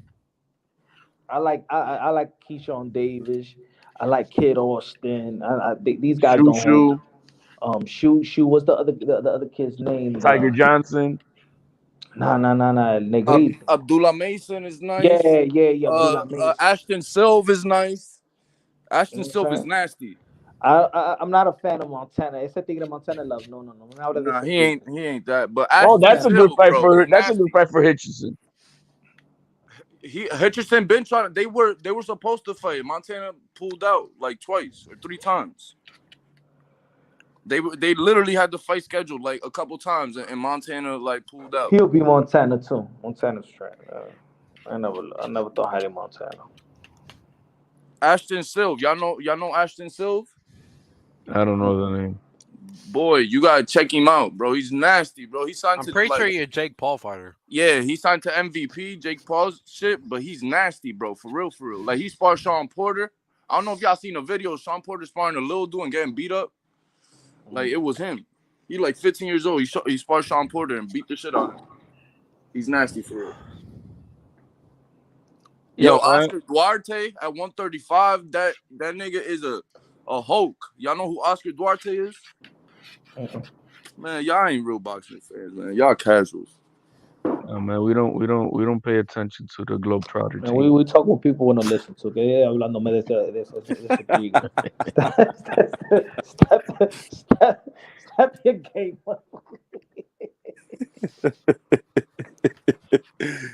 Yo, Yeah. what was up with that gift that they gave to McCaskill, man? Like, dang. I To be think it's just to honest, take her back to make more I didn't money score over the there. bout. I was watching it. I wasn't scoring it when I was watching it, but The way that it looked to me, I think a draw was good enough for me. No, man, Scott beat the shit out of that girl. Nah, she ain't beat the shit out of her. They was going at it. She beat the shit out of her, You man. just don't like Rick. Nah, she beat the shit out of her, man. She won that Nah, fight she ain't beat the easily, shit out of eight her, to bro. two. She won that fight easily, 8-2, 7-3, Y'all Nah, got she it. ain't easily. do. I seen the beginning. Ryan was doing her thing, but in the middle late rounds, in the late rounds, Ryan came through in the late round. Let's say the ninth and But you tenth. just said you But didn't in the watch the mid, fight, man. Which one? Which one no, is I it? said I didn't score the fight. I Ah, usually when I watch boxing, I score it. Like even when I'm not doing live, I score it. But the way I was watching it while I was eating and watching and I I was on Twitter. I was going by fight with Twitter. I'm like, uh, it's a good they're going back and forth. I don't see really, I I see was so enthused about it. I'm like, you know what, man? Let them give that belt to McCaskill because so that Serrano can invite her to Puerto Rico and whoop her ass over there at 147. Y'all gotta search up Moses Talma or something like that. He was like 3 fights before the Zhang fight, bro. Like he like a 18-year-old heavyweight, bro. Nasty. Y'all gotta search him up. He's nasty for real. I'm not saying that Ryan didn't win. I'm saying that to me, that if I was a draw, the way I was looking at it, like I didn't look at the fight. They'd be like, "Oh my god, No, hell no, she got robbed. Oh my god." I I saw didn't a see it robbery, like man. that. That's what I saw. Because Yo, wait. I just saw it was a clear I win saw for two girls Ryan. scrapping. I saw two You girls know, scrapping. That's the light skin one. The Ryan. yeah, she was definitely putting work in. she I was don't know No, their working. of names. course. But Jessica was putting work in too. I didn't see it like I don't know. I don't know. Maybe if I see it again, I score it. Maybe, but as I'm They're gonna watching take it, it back to the UK. They're gonna make it a headliner, and then they're gonna make more money over there. That's what I see. Gonna do with it. like 8-2 is almost a shutout. Like It I was to me. see It was 7-3, 8-2. To me, it was. To me, I it was. wasn't watching it like that either. I was like watching it a little bit, but not paying attention too much. But from what I saw, like light skinned shorty was like really putting in work. The other girl though, like she was tough. Like she'll stay there and get hit, and then start She'll like have a burst swinging of crazy. energy. You said what? Yeah, She'll have like a burst of energy for yeah, like, yeah, yeah, like when you're about to have the baby. 1, 2, 3, push. yeah, That's yeah, yeah, yeah, and it's only 2 minutes. yeah. So I'm She'll put the seeing mad face on and start swinging for sure. Yeah. and then okay. I see in the especially the ninth and 10 that you see Jessica McCaskill. She's complaining that she getting the best of her. Even the referee says go. Like when she pushed them off, the Yeah, referee like she was go. whining, man. I'm like, Yeah, man, but Serrano, you need to go up there, take them belts off that it'll be a woman. tough fight for Serrano as well because Nah, Serrano likes to bang. Who? Serrano to stop her. Who? Nah, she ain't gonna stop. She's gonna make her look like Martin in ¿Cuál? ¿Cuál? ¿Cuál de ella? a la chiquita, bro. The La girl, you're not trigueñita the es other la. girl, man. 'Cause you said that the light skinned shorty, but the other one, then. La trigueña, la trigueña. La trigueñita. Yeah, nah, Amanda beat shit out her. I don't know about Who that. they gave that fight to? They gave it to the La Blanquita. You I know got what? Serrano I winning. don't I got know. Serrano winning, but I think that style of fight, Serrano likes that style of fight. Yeah, It yeah. I makes it was just gonna harder than say what that. it is. I was just gonna say that. Yeah, yeah. Cause La Blanquita was more boxing, like too. Like you know what I'm saying. Serrano, she get in there scrap. Man, they give Serrano, give her 10 rounds at 3 minutes, bro. She'll have McCaskill out of there on a stretcher by 7. Ain't she about to fight like 12 rounds, 3 minutes? Yeah, next month. Yeah, That's fire. That's fire. but I other than that, watch man, I the mean, fight again. what other fight was that on that undercard? Conor Ben. Connor Ben, bro. Yo, he looks sharp. I ain't gonna lie. Hey, man, give the look, he was 18 months out, I think it was, right? That he got suspended for whatever. Mm-hmm. I think that's about a due just of a suspension. Maybe 2 years should be what they should be, like automatic 2 years, and that's that. Um, he looked good, bro. Yeah, he did. He looked phenomenal, and at a new weight class. And the credit Yo, to You Punch, see, you said guys? like Chris Eubank, like not to fight him yet, like to. I'm not interested in that I think fight, he'll beat man. him right But now. you see that the layoff, it still could be. If you in the gym from time the layoffs, the layoffs is 18, 17 months, 15 months with guys that's not in the gym. They balloon up. They haven't been in the gym in 8 months, and they get back. See, those are the type of you see like Billy Joe Saunders type of layoff. Right, Those are right. bad in Yeah, boxing. yeah, But Conor Ben, that if you follow him on social media, he's in the gym every fucking day. yeah. You know what I'm saying? He's still working out. He even learned Spanish, bro. Nah, his mother's from Spain. And he lived in Spain for 14 years, I And think. Jermell Charlo, he stays in the gym. So that layoff is not a Keith Thurman type of layoff. Or a Jamal type of layoff. Yeah, I feel you. I feel you. Hey, turn that off, bro. Yeah, nah, that definitely matters. But anyway, I think he beats Chris Eubank right now for real, for real. I'm not interested in that fight at all, man. He wants that fight. I want to see Conor Ben go against the big guns at 154. I would like to Who see that. who you want to see him fight? Tim Anybody? Zoo? Tim Zoo? Well, no, because that's not realistic right now. Nah, give him Terrell Goucher or some shit. Give him a fight or two, and then late 2024 we'll Serhii see. Bohachuk is nasty. A Ukrainian. He like 25-1 and 25 knockouts. He like ranked number 3 in the WBC at 154. Yo, 154 is gonna be good, man. It is. It is. It's Because gonna be even if crazy. you see Conor Ben, and it's not even about like who's gonna win, who's gonna lose. It's the styles. Like Conor Ben and Brian Castano, their styles meshing up. They're all Somebody punchers, getting knocked bro. out. Everybody's punchers. There's no Somebody like, going to sleep. there's no slick boxes, man. Everybody's there to be a wrecking ball. Everybody left 147 ducking boots. That's why I was saying that maybe this guy come over to 147. Tio, like I see it up for grabs. I see him become a 3 division world champion. No, undisputed. Undisputed, not. I don't really care no more about all that, man. I want him to get the big fights and let's get it going.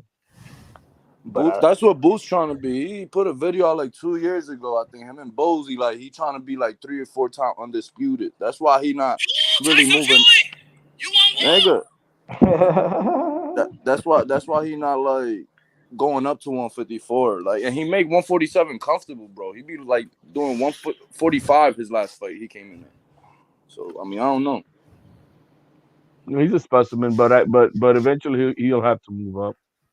I mean, yeah, Yo, but but he I was think hitting, he was hitting Rodolfo Orozco with everything, bro. Oh, I Conor don't know, Ben? man. I Yeah. was thinking that guy gotta be that something on that coke or nigga. something. Oh my god, The Mexican something, Iron Man, bro. He was the Mexican Iron Man that day. Bro, he was on coke, bro. something. He was getting hit with shots. It's either he got something or Conor Ben was really onto something that he couldn't even sleep this dude. Nah, because they were hard shots. Like Yo, he was those Yeah. were cracking them. hard shots throughout 10 rounds, bro. He was cracking them. I thought he was gonna get. I thought it was like 5 Or different times. maybe I'm like, this, yeah, it's or maybe over. this I'm like, is yo, Conor this. Ben Powers overrated because he only got 14 KOs. It's not like he's knocking everybody he touches.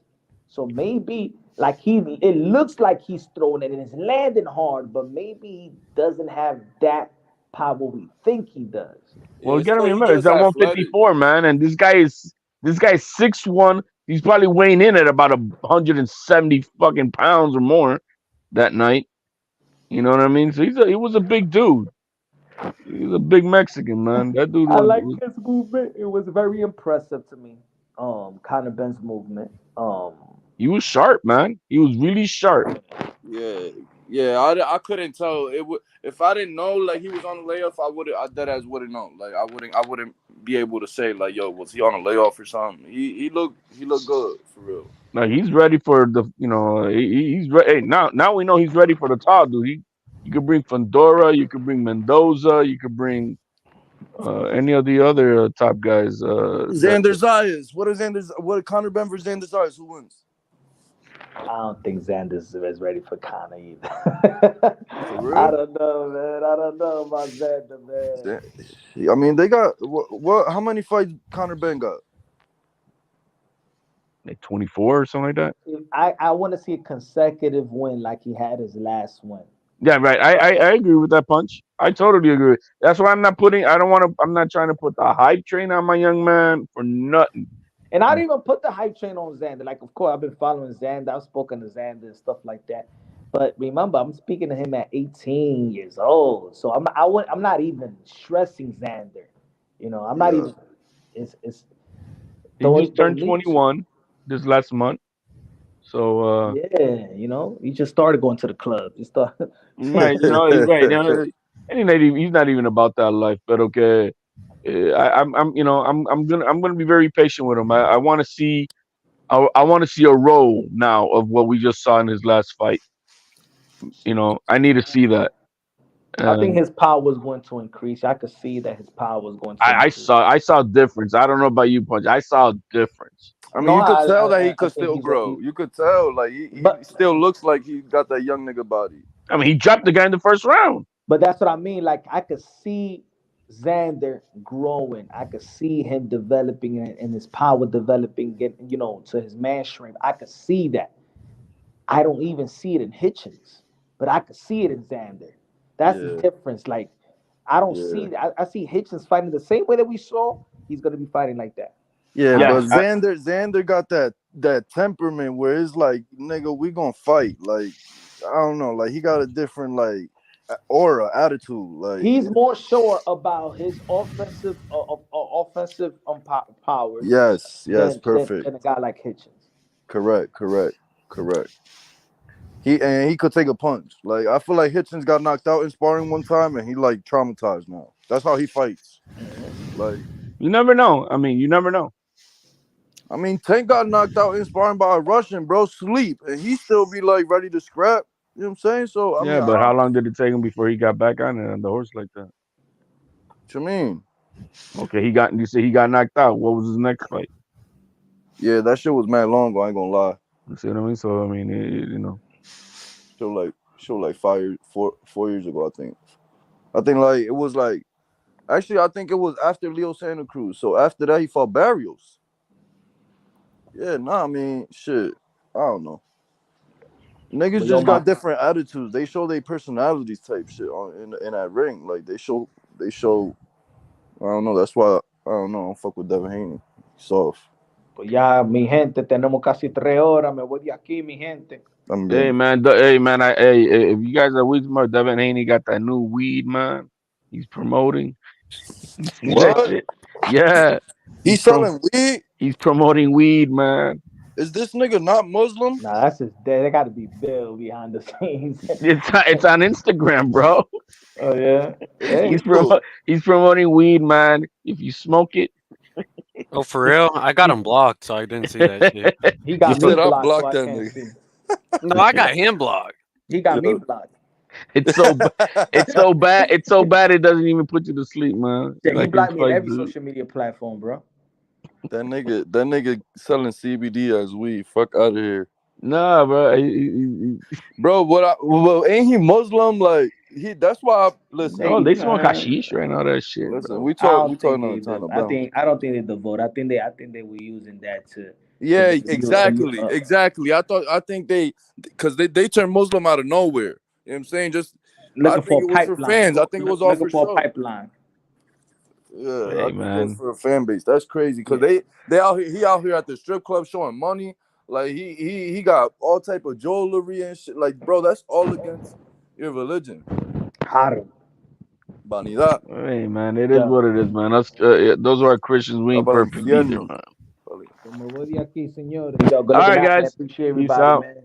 All right, yo. Have a good Peace night. out. Peace out, everybody in the chat and the panel. God bless. God bless. God bless.